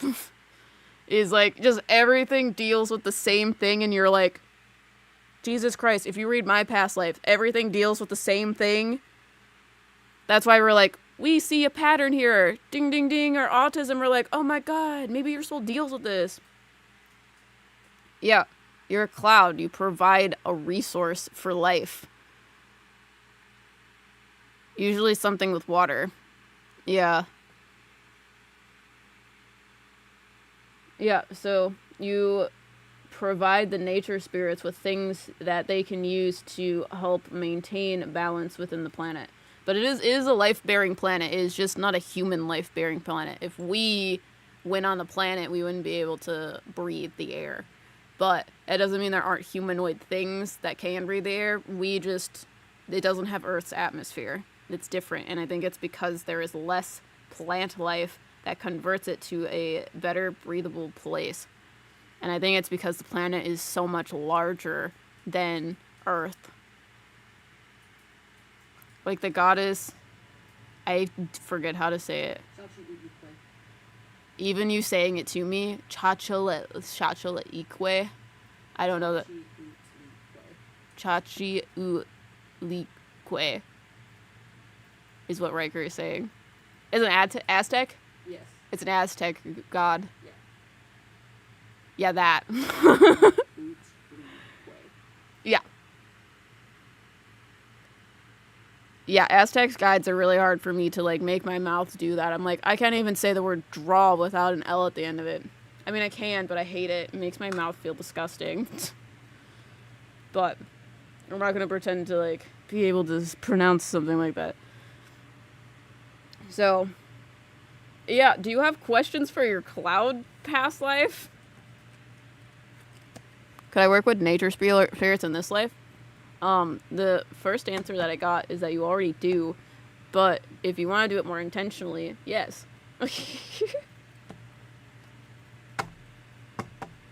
So, this guide came forward for,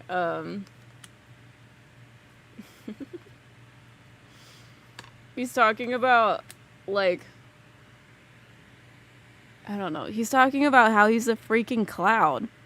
He can do, like, I don't know. He's like funny in the sense of like humans talk about reaching for the stars. Well, I'm already one step closer. You know what I'm saying?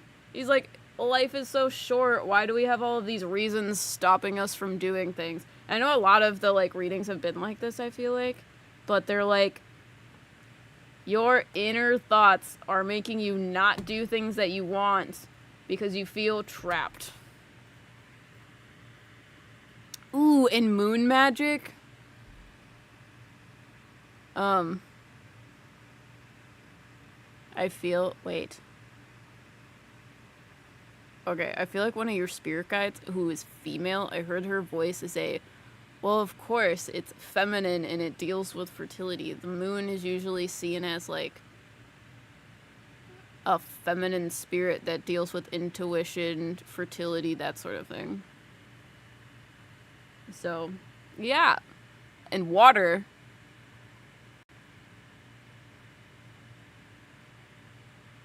Yeah, I don't know. I feel like you know the things that you can work with, but I feel like you're a very strong tie to nature. Especially, apparently, water and fertility. That is just, like, wild to me, because I didn't think about that. But your cloud guide says that you are restricting yourself, and you need to go for it. You literally were a cloud in your past life. You could fly. Like, you can do anything. Welcome back, honey pies.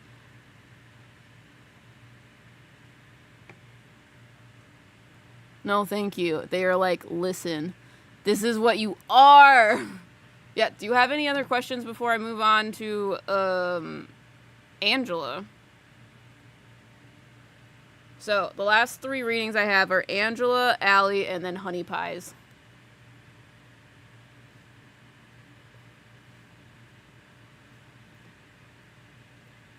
I'll take a non-human one, too.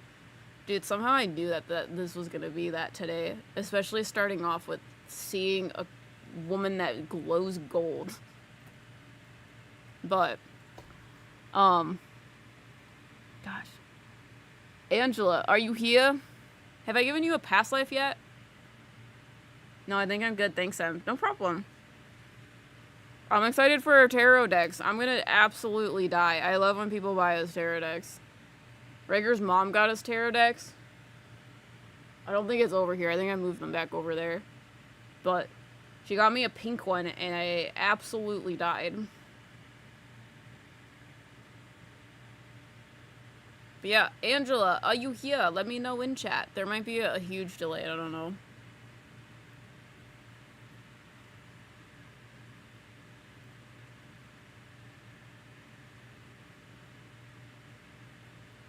Dude, I'm very tired today. We went to sleep at like 4 a.m. I finished editing because if you guys weren't here at the beginning of the stream, I've been editing a vlog of when we went to Chicago and we're on Chicago Med and went to Ashmore Estates. I've been editing that vlog. It's going to come out next week. And if you are a member of our Patreon for Smoke and Mirrors, you will get you'll get early access to it because I think I'm posting it next week. But what was I going to say about it? Oh, I was editing that until like 12, like 1, and then we just like, I don't know, we fantasized about how our basement can look different because we've been moving stuff around. As you can see, my background is the podcasting background. And then we went upstairs and watched Hassan watch MasterChef. We're on season 5. And I'm excited because it makes my autistic brain feel better. But Angela, if you're not here, we'll skip you and put you next. But let me know. I'll give you a few more seconds, minutes, whatever. I have the Bumblebee Hollows deck, and it's so cute. Oh, hello. What's up? Have I read you Past Lives before? Have I read Past Lives for you yet? Is it here? My Chick-fil-A is here. Our Chick-fil-A is here. Riker's like, your Chick-fil-A? Yeah, my Chick-fil-A.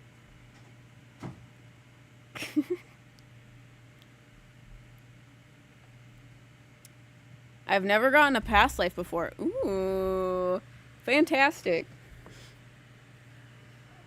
Alright, past life things. Dude, I'm excited for Chick-fil-A. I got a milkshake. They have the best milkshakes. I got a milkshake and fries. And I kind of want ranch. So, I might convince Riker to either give me ranch and ketchup or for them to stare at you while I do. You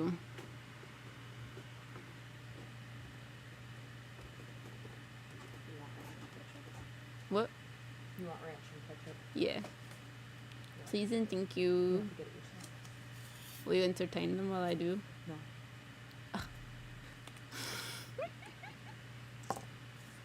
You got a milkshake. At least they gave me a straw. If I can open this. Oh god, okay. Are you the type of people that like stick the straw through these things? Because I am not. Thanks. I am not that people. They smell fantastic though. Riker, I think, got me a large. I do. You didn't specify what size, so I just got the size. I'm not mad. Whatever you want, I'll eat. Mm-hmm. Cookies and cream all the way. Waffle fries. And Chick-fil-A sauce. I've never had the Chick-fil-A sauce. I'm not sure what it is. Gross. Riker says they think it's gross. I don't like it. I'm autistic. We'll see how it goes. And I also got the cookies and cream milkshake. But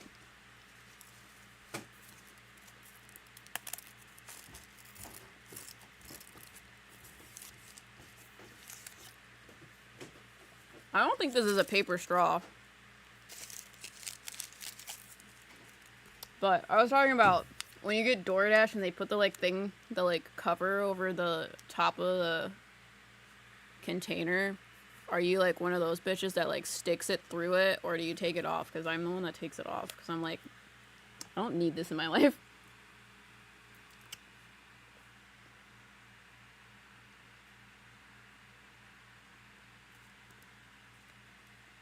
I have to take it off. Riker's getting me ranch to eat with my fries. But we're doing past life things for Angela. Sorry, we'll be eating food now.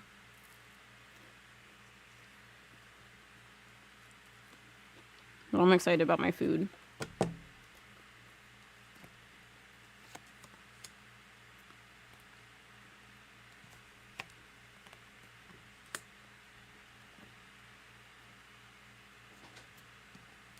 Oh, you just have like the cutest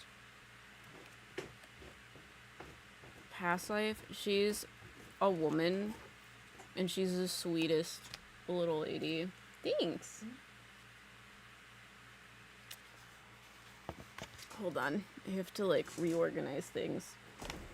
I don't know if you can see this. Cool. There's like, I have one of those old desks that have like another surface that you can pull out. And now I'm glad that I do. I'm gonna put these in here.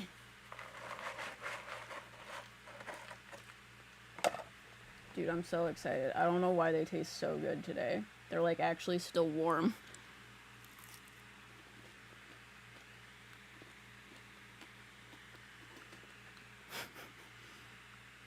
Did you mix them? No, they're separate. I have a ketchup puddle and a ranch puddle. It's okay, I'm on lunch too. Alright, so.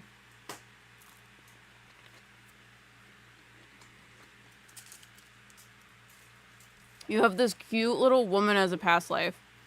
She has dark hair. She's very, very, very petite. Are you from America? No. I feel like she is...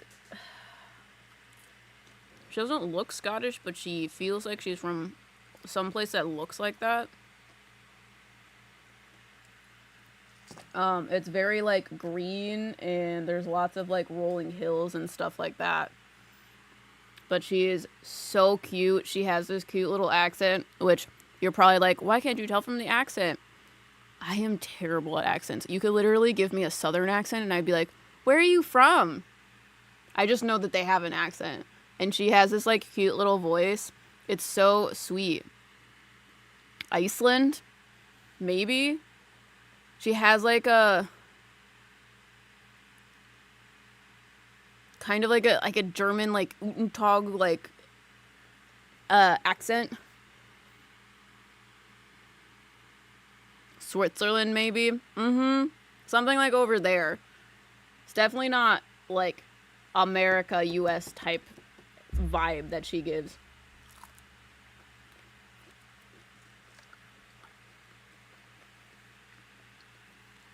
And she's very, very little. Very, very, very petite. Like 4 foot. And very small. And I feel like she had so many children. Which is probably not a lot back then, maybe. I don't know if that isn't even, like, something I can say or should say. But I feel like she had, like, 4 or 5 children. And she just loves people, loves big family. She has this, like, huge husband. Which, he's probably huge because she's so tiny. I just found a site that lets you hear accents. Dude, I don't think you can send it to me. I have links blocked.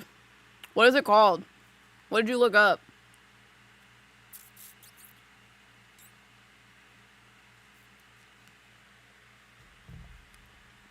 Yeah, I have links blocked on here because there was a period of time that anytime I posted a video, 5 minutes later someone would post like a spam or like a not safe for 18-year-olds, whatever, not safe for work links. So I'm like, I don't want to deal with this.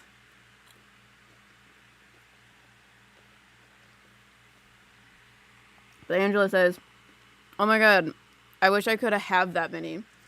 Yeah, she's so sweet. She really loves having a big family. I feel like she lived on a big, like, farm.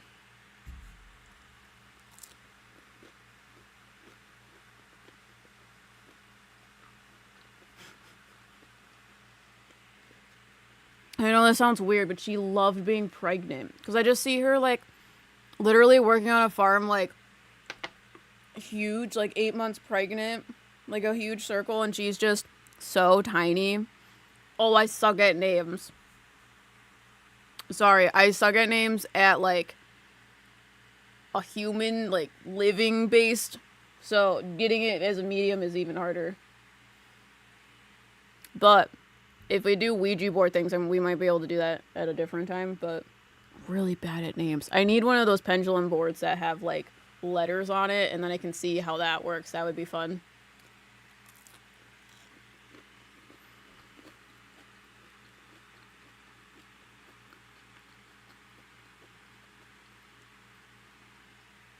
I want a baby so bad right now.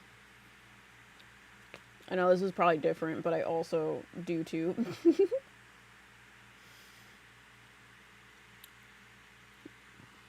But it makes sense. Because she is just like so happy pregnant, very happy woman, loves all of her, like, loves her life because it's surrounded by family members.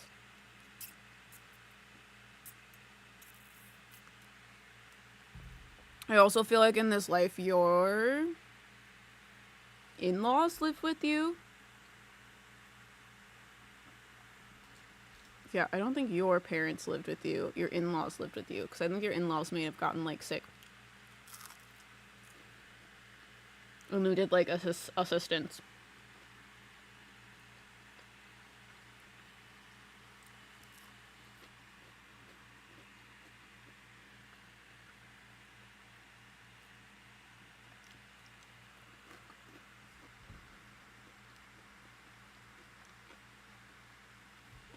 Okay. Sorry, I'm asking her more questions. I'm asking her, like, so why did you come forward specifically?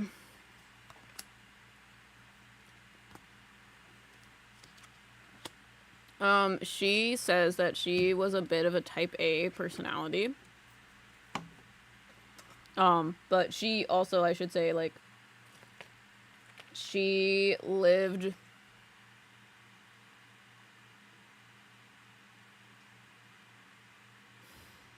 I feel like early 1900s.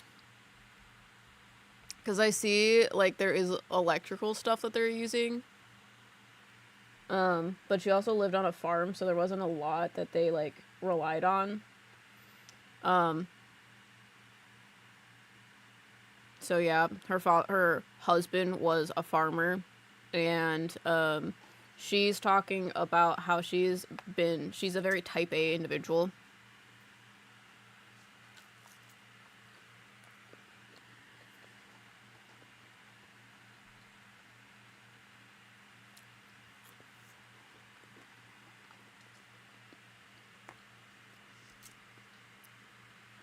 Did they raise sheep?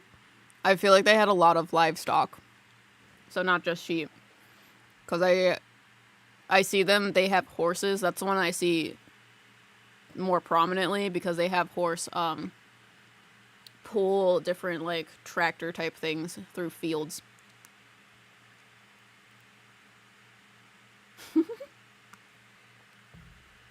I wonder if that's why I want an alpaca so bad too. Yeah, I also feel like that's also the reason why you have like a lot of livestock because again, the company of the animals and it's like the type of work that you guys did. You did it as a family. Like working on a farm is a very like team effort and a lot of times families are the ones that run farms. So, it was literally like a dream come true for you.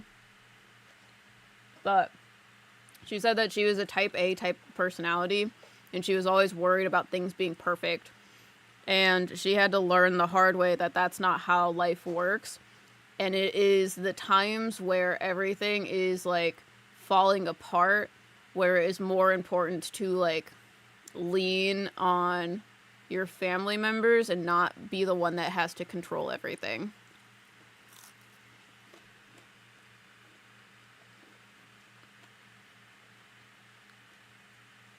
Because she was like so worried.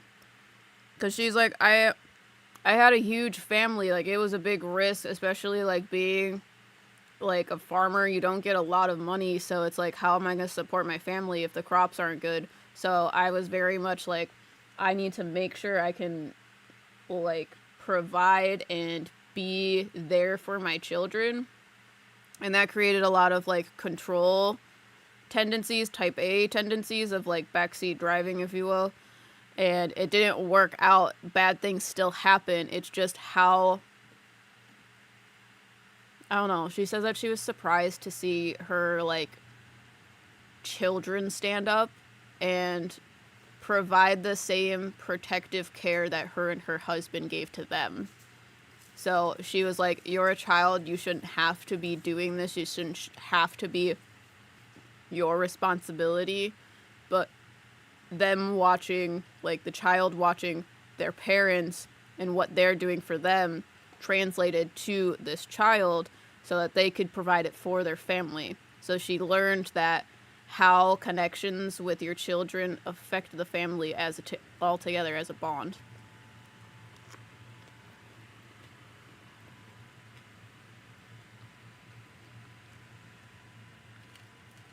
So the reason why she's saying that is because that's more important in this life than it is, like, that's more important as it was in that life that it is in this life.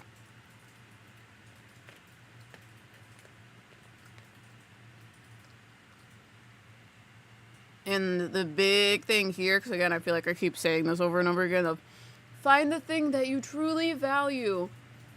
She's like, you don't have to do it by yourself.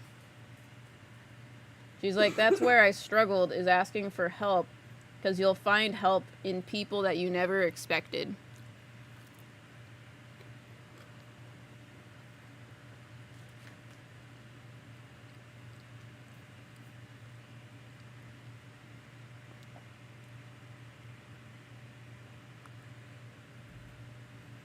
Do you have questions for me?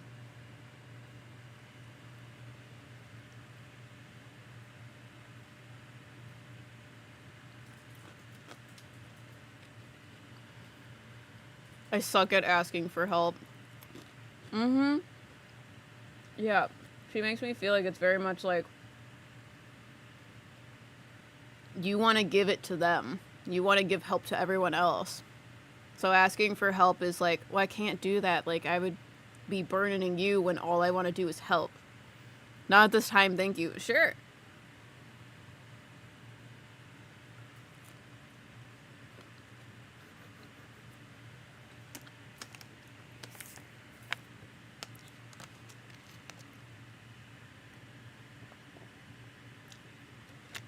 Okay. So, who was I on next? Allie.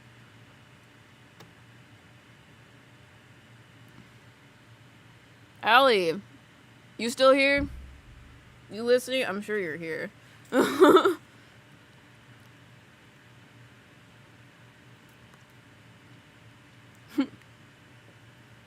I hope my past life is that fluffy white animal on the shelf. Yep. What's up? How's it going? I'm excited to read you again. I'm still blown by reading you your life, your soul type with charms.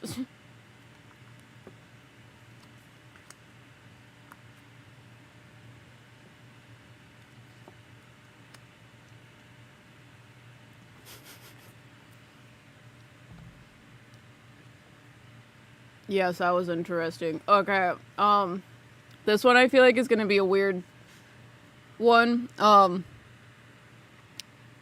So I could be wrong, but you don't do things with like musical stuff. You're not like a musician, right? Or are you? I'll tell you the reason why I'm asking. And I'm trying to ask in a specific way.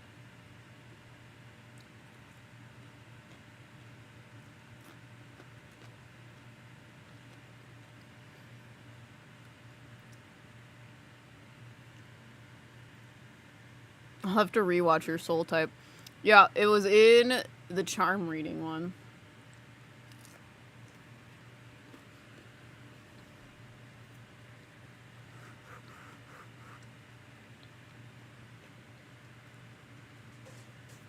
But yeah, Allie, tell me if you like have played an instrument and if you are good at it and enjoyed it. No. But I was part of choir and musical theater in high school and learned violin in the middle.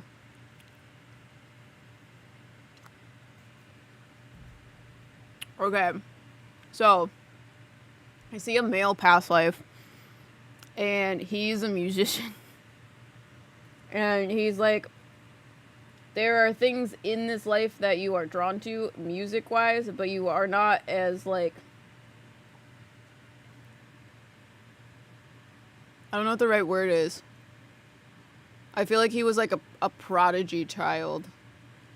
Just like out of the gate, which is also interesting because I see a violin with him.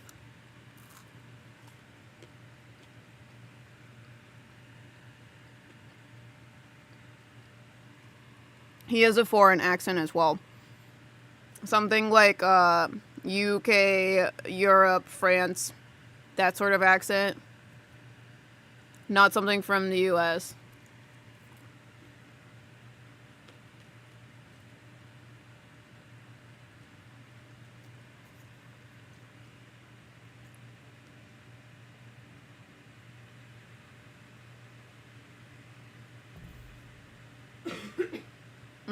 Usually when you have a lot of past lives, when you do things, you're just like randomly good at it all of a sudden. It's like, and people that have had a lot of past lives, a lot of times I ask them, I'm like, are you the type of like person that like doesn't like doing things that you're not good at because you're just so used to being good at everything?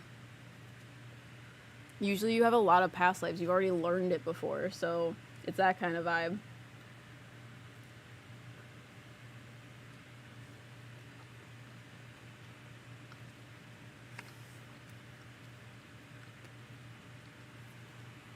Okay. So,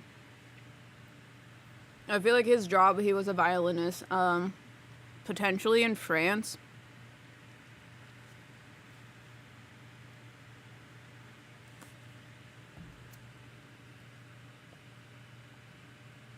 I feel like, hold on, 1900s men's fashion. Yeah. 1900s, like early 1900s. Because he just dressed like that. He's got like the old suit type thing. He's got like a tux on. He's got like tails on the back, and then he has like a funny kind of hat on. It like looks like a top hat, but it's not really tall. I don't know if that makes sense. So there's like a little bit of a height on it. But he has dark hair. I feel like he didn't have a family. Like he didn't like get married. What did I do with my pendulum?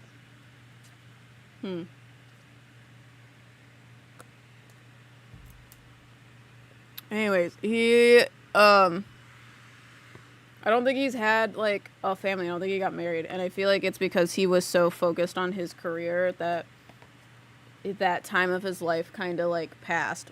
Oh wait, I found it. So, and I feel like he felt a bit upset about that. Cause like he was really good, so that was like his focus. Like everybody wanted him. He did it until he's like late 40s, and then after that he was kind of like done. I feel like his age started to catch up with him, and it was harder to do. So that's when he like stopped. But he felt like he missed out a lot on his life.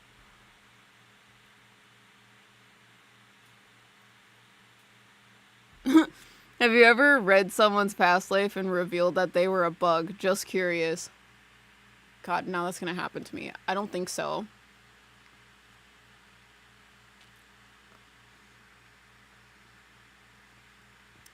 I feel like I got close with the soul type reading with Allison because I was like, they're telling me it's like a butterfly. You're transforming from a caterpillar to a butterfly, but that's kind of a different story. I don't think know that I've done specifically. You're a bug. But goat is a new one for me. So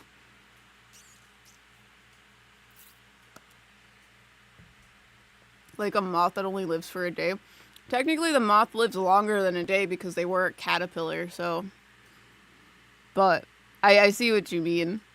Because, like, I don't know, things that fly don't live for very long because they were, like, larvae in some sort of fashion.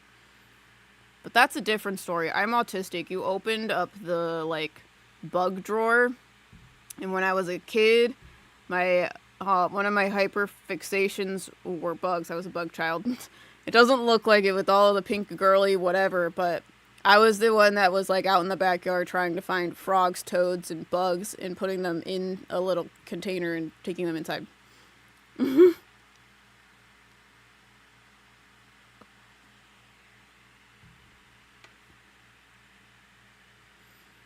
Same. Riker was not a bug child. That was not Riker's flavor of autism. But yeah, I was literally like, I lived in a very like wooded area as a child, and it was amazing because I would like flip over the rocks that like lined my parents' what is it, like their flower bed. I would just flip over any rock, and there would be like a garden toad in there, like the little brown toads, and they were full prepared for me to literally get it like cage from inside the house and put those like toads inside the cage and care for them. And I like gave them crickets and everything. I went to the pet store and I gave them crickets, and they lived happy lives. And I would dress up their cage as like for Halloween in costumes because I loved them. So, and I'm going to be one of those people that if I could ever get a little brown toad again, I'll die. Not outside. I would probably go to like a pet store or something.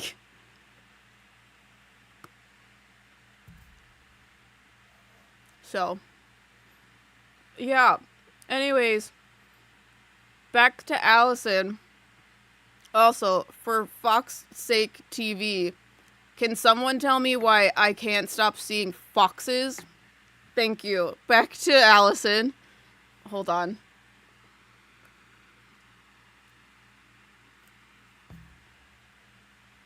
My milkshake was like leaking from the top. Yeah, mine was doing the same. It just was weird, so I was like, I need this not to get everywhere. But I feel like you, as a musician playing the violin, I feel like you were like in the front. You were like very talented. However, you spent so much time and effort in all of these years doing that you as a soul or as of this past life felt like you missed out a lot on your life.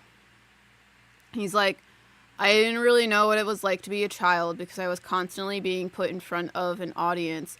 I didn't really know how to act in social situations because it didn't really matter. Like, the only thing that really mattered in my life was playing violin. That is the value that people saw in me, and it made me second guess everything else about me because they're like, the only thing that was really like truly special about me was the violin. And I feel like you were autistic in this life, but you were autistic during a time where autism was not like diagnosed very much.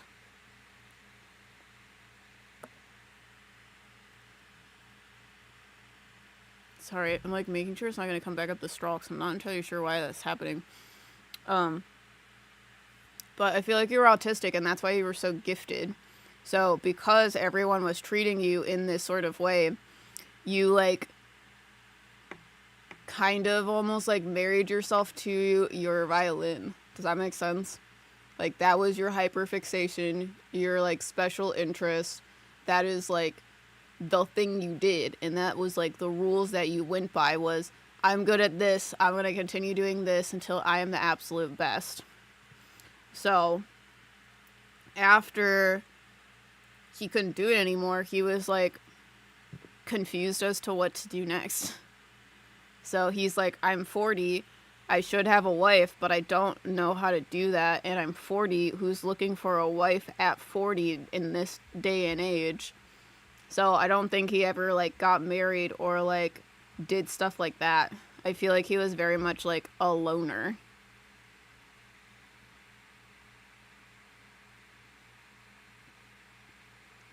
So I don't know. He let other people define who he was and define his like worth. So he's talking about the reason he's coming forward is to talk about how you are so much more than one note. Sorry, I said that and then realized the pun. Because he made me say that.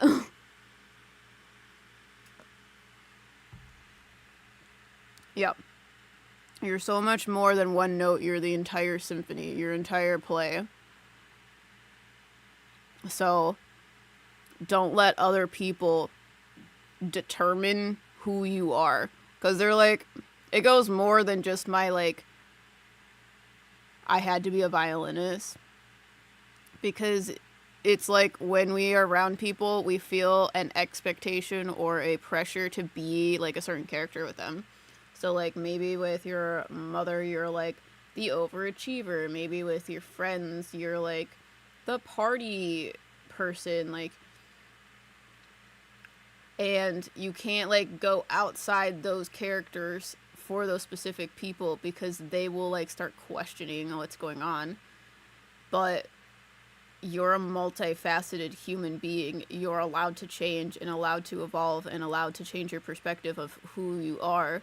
So these character roles should not be one-sided, like linear. So he's talking about, I was so focused on providing the value that people saw in me that I didn't know what else to do. And he's like, I wish I would have done more. So, yeah, do you have questions for him? After you, I have honey pies. And that's the last one I have for today. And tomorrow, I think I'm going to do smoke readings or paint splatter readings, depending on if I want to burn my house down or not today. So,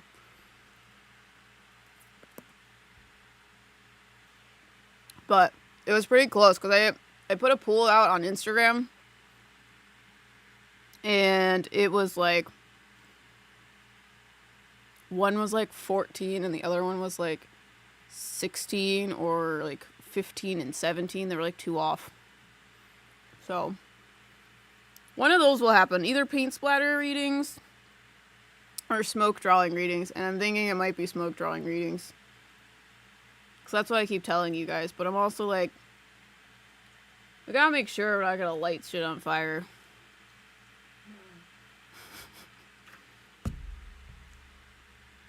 Makes sense. Is that why I haven't had one passion leading me to one career path in this life?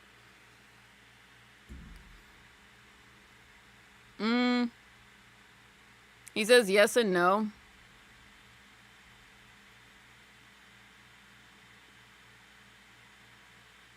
He says it is a little bit of that, but it's also a lot of the time period in which you live. It is more common for people to have a breadth of things that they're doing versus a, like, this is what you do for 50 years.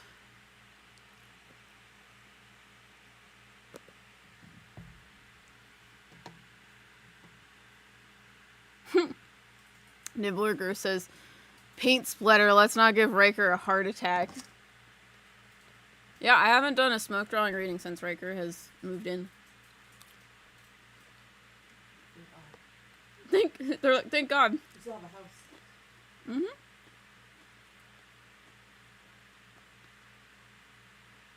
Yeah, we'll see how I'm feeling tomorrow.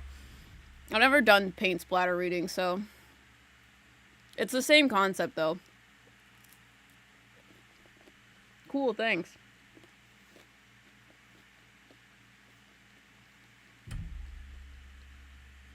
Okay, last reading is honey pies. I saw that you wanted a, what is it? You wanted a non-human past life. So, you ask and you shall receive. But just let me know that you're still here. I know that I've been seeing you, so. Just want to make sure you don't have like an ad or something.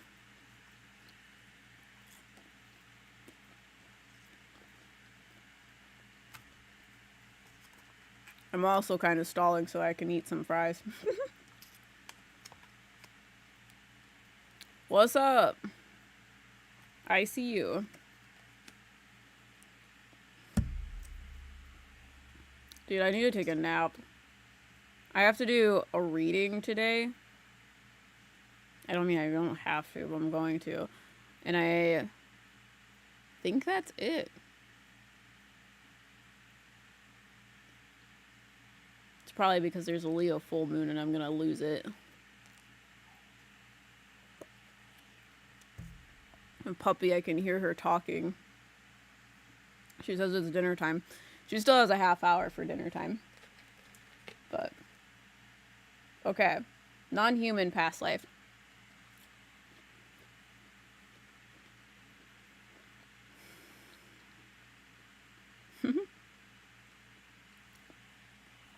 I should hold this with my right hand.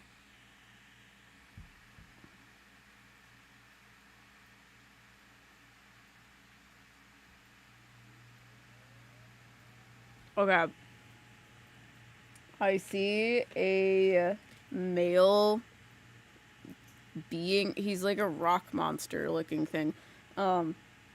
He's personified because I'm human. That's what he says. I think he's a mountain. Or wait, not a mountain. He says he's a cave. Sorry, I know that's weird. But when I said mountain, he showed me inside the mountain. He was like, "You know where we are. I'm not the mountain." I was like, "Oh, okay."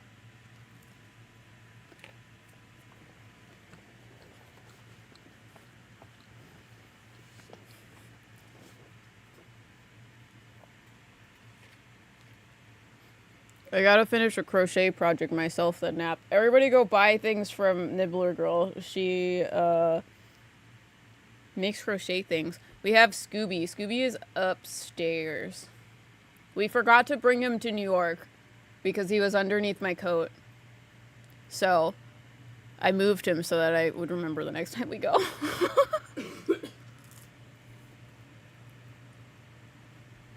Mm-hmm.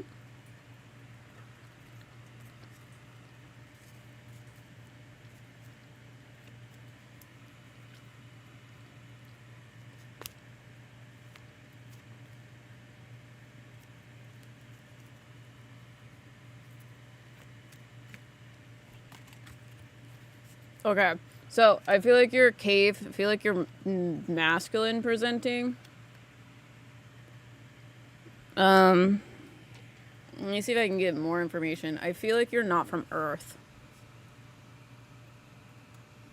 You're a cave on another planet.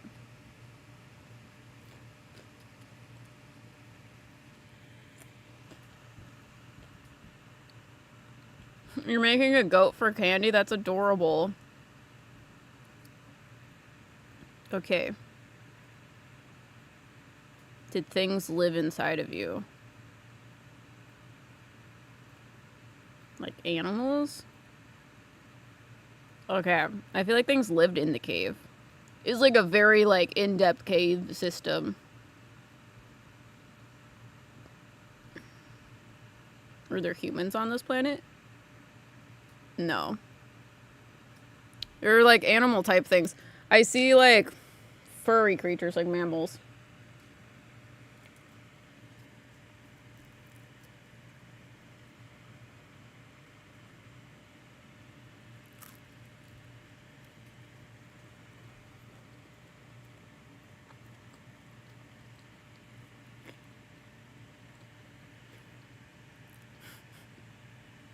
He's very cute. He's talking about being... Okay. Here's the conversation I'm having with him. I'm like, okay. I've never talked to a cave before. What do I ask? And they're like, think of me similarly to how you think of a tree. I am a home that provides for the ecosystem. So the way that I see trees is because everybody like talks about, well, I wouldn't want to be a tree because you're just like stuck in the same spot for forever, and that's not necessarily true because the trees are connected through their root systems to the plants, to the environment, to the like ecosystem that they're in. A lot of people also believe trees are portals, and they're like the same ideas that you have about a tree are the same ideas that you should have about me as a cave. I am a part of the earth. I am a provider. I am connected through the ground, through other cave systems, etc., etc., etc.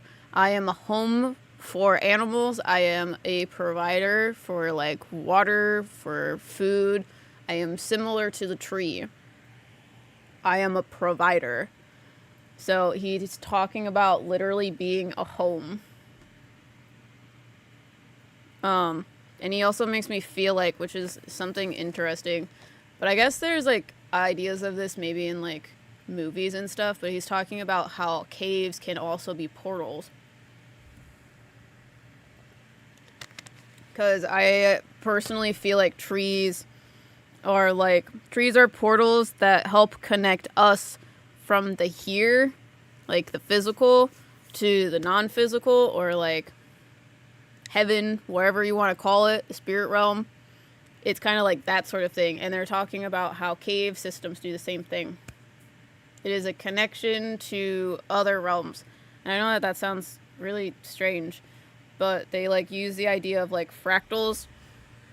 And if you don't know what a fractal is, it is a like repeating pattern, and trees are a repeating pattern, and they're talking about how caves can also be seen as fractals. That is just repeating, repeating, repeating.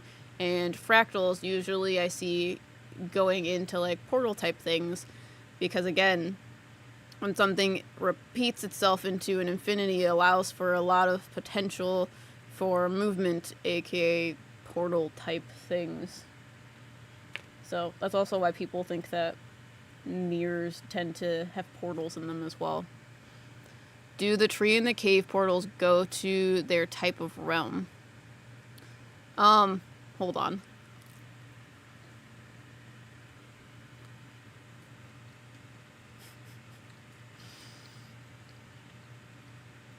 So,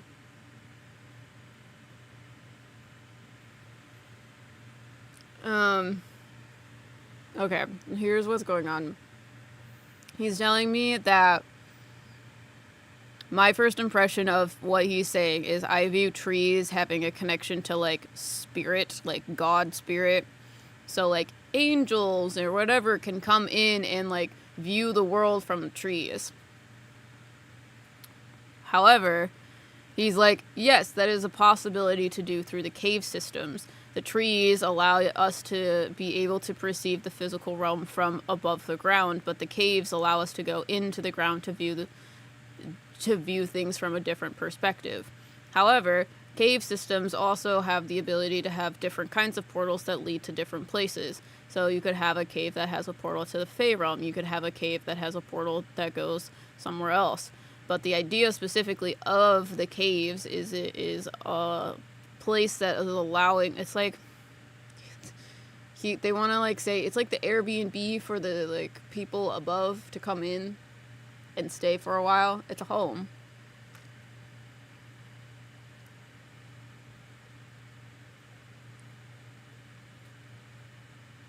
Does that make sense? Does that answer your question?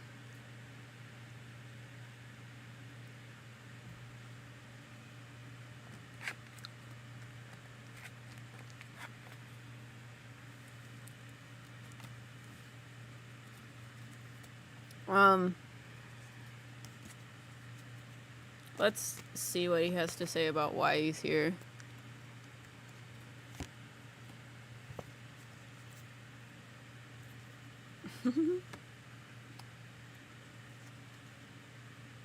He's talking about stories of caves, which I think is the cutest thing ever. He knows that I like Avatar: The Last Airbender. So he's talking about the story of the two lovers that would meet in the caves. And it's so cute. God.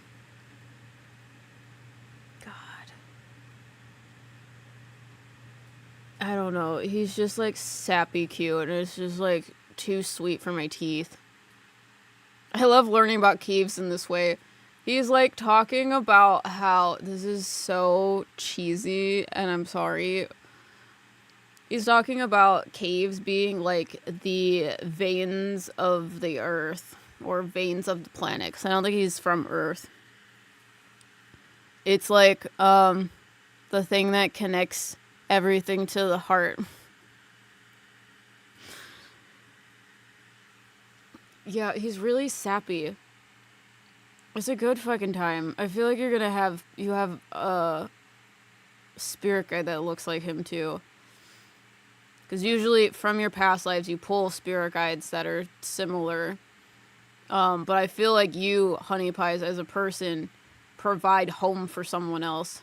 And when I say a home, it's like not a physical space, but you create a sense of security for people to go back to. It's like those quotes of like, when someone's thinking about you, that is where your home is. Home is where the heart is. God. The things that he says always give us the cheese. The cheese. Cheese.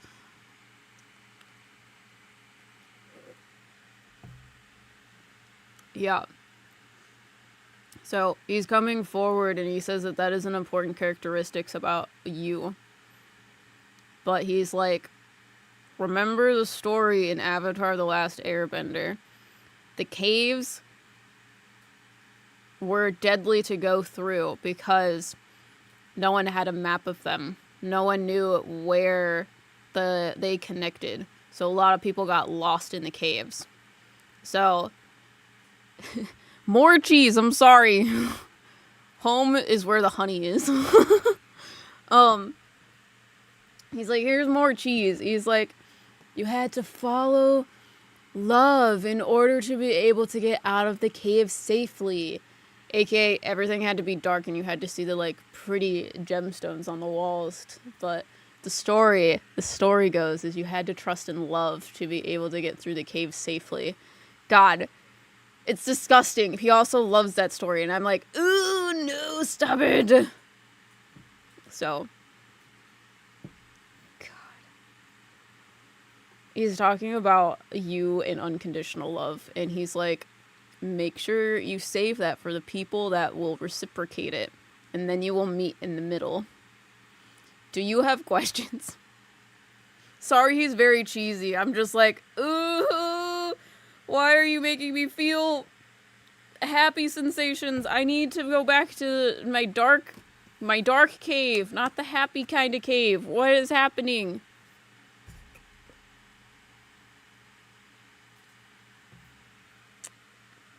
Can you tell us about Earth caves and cave systems and missing people? What do you mean?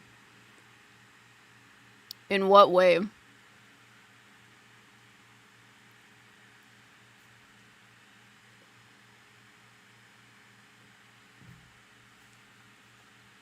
You're also the last reading that I have today. So, I will be back tomorrow. I'm going to be on earlier. I think like 2 p.m. EST. Because we're going to be posting our video at 7 p.m. EST. And we're going to be live with Patreon and YouTube members in Discord. Just in time for Valentine's Day. Jeez. But yeah, we're going to, if you guys are interested in becoming a member, so you can get the, like, tea that we spill about,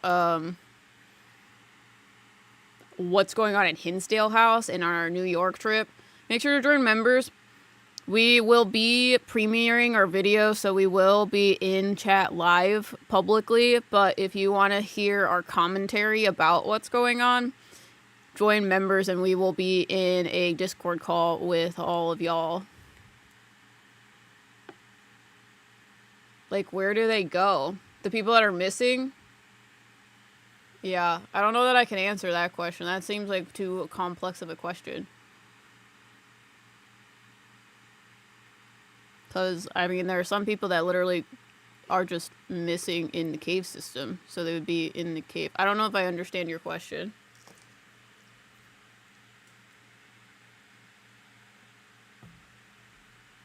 You know?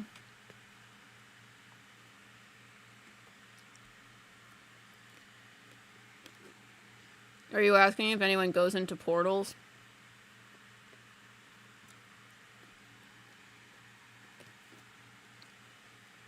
Yes, okay.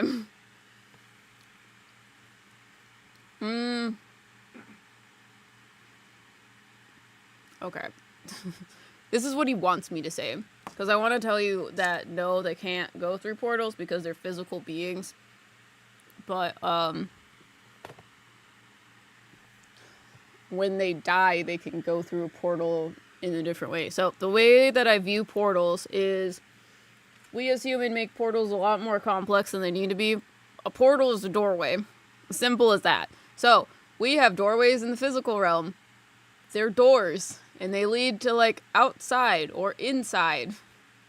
And I know that that's like a very like weird simplification of it, or like a dumb simplification of it, but like we as physical beings can go through physical doors and it's fine. However, because we're physical beings, we have a hard time going through spiritual portals because our frequency level does not match that of the portal. So until we are able to match the frequency of the portal, we can't go through it. So I have talked about like hell portals, which I usually see them flat and they're like black on the inside. Only like dark, scary things can come out of it. So people cannot go through a portal like this because it's not the right frequency, even if you're a soul.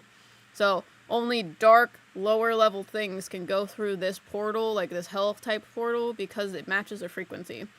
So they're like, this cave dude is telling me to explain it in this way of like, when you go into a cave as a physical living being, you cannot go through the spiritual-esque portals, but technically you're also going through a portal to a doorway to go into the cave, which I guess would fall in line. He's very like literal thinking. And then if you die or pass away in the cave, then your spiritual body can go through said portal. Does that make sense? I know that was a weird, like, roundabout way of saying it, but I don't think physical people can go through portals unless they are not physical anymore. Like, your spiritual body can go. Because I can see people, like, going into a coma and then going through a portal, but your physical body cannot go through a portal.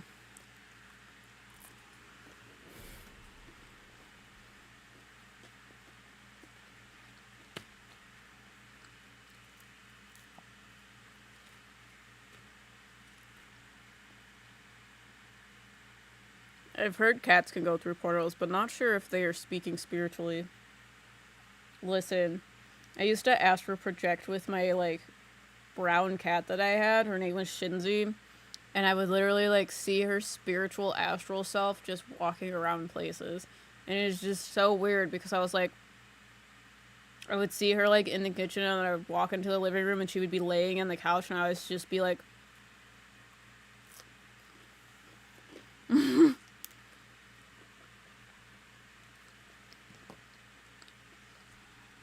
like, there was literally a time where I, like, watched something that looked like my cat Shinzi jump into the cabinet. Like, the cabinet was cracked a little bit, and she jumped in there. And I was like, oh, she's gonna go eat my food. So I, like, went over to the cabinet, looked inside of it. There was nothing in the cabinet. I see. Yeah, I hope that answers your question.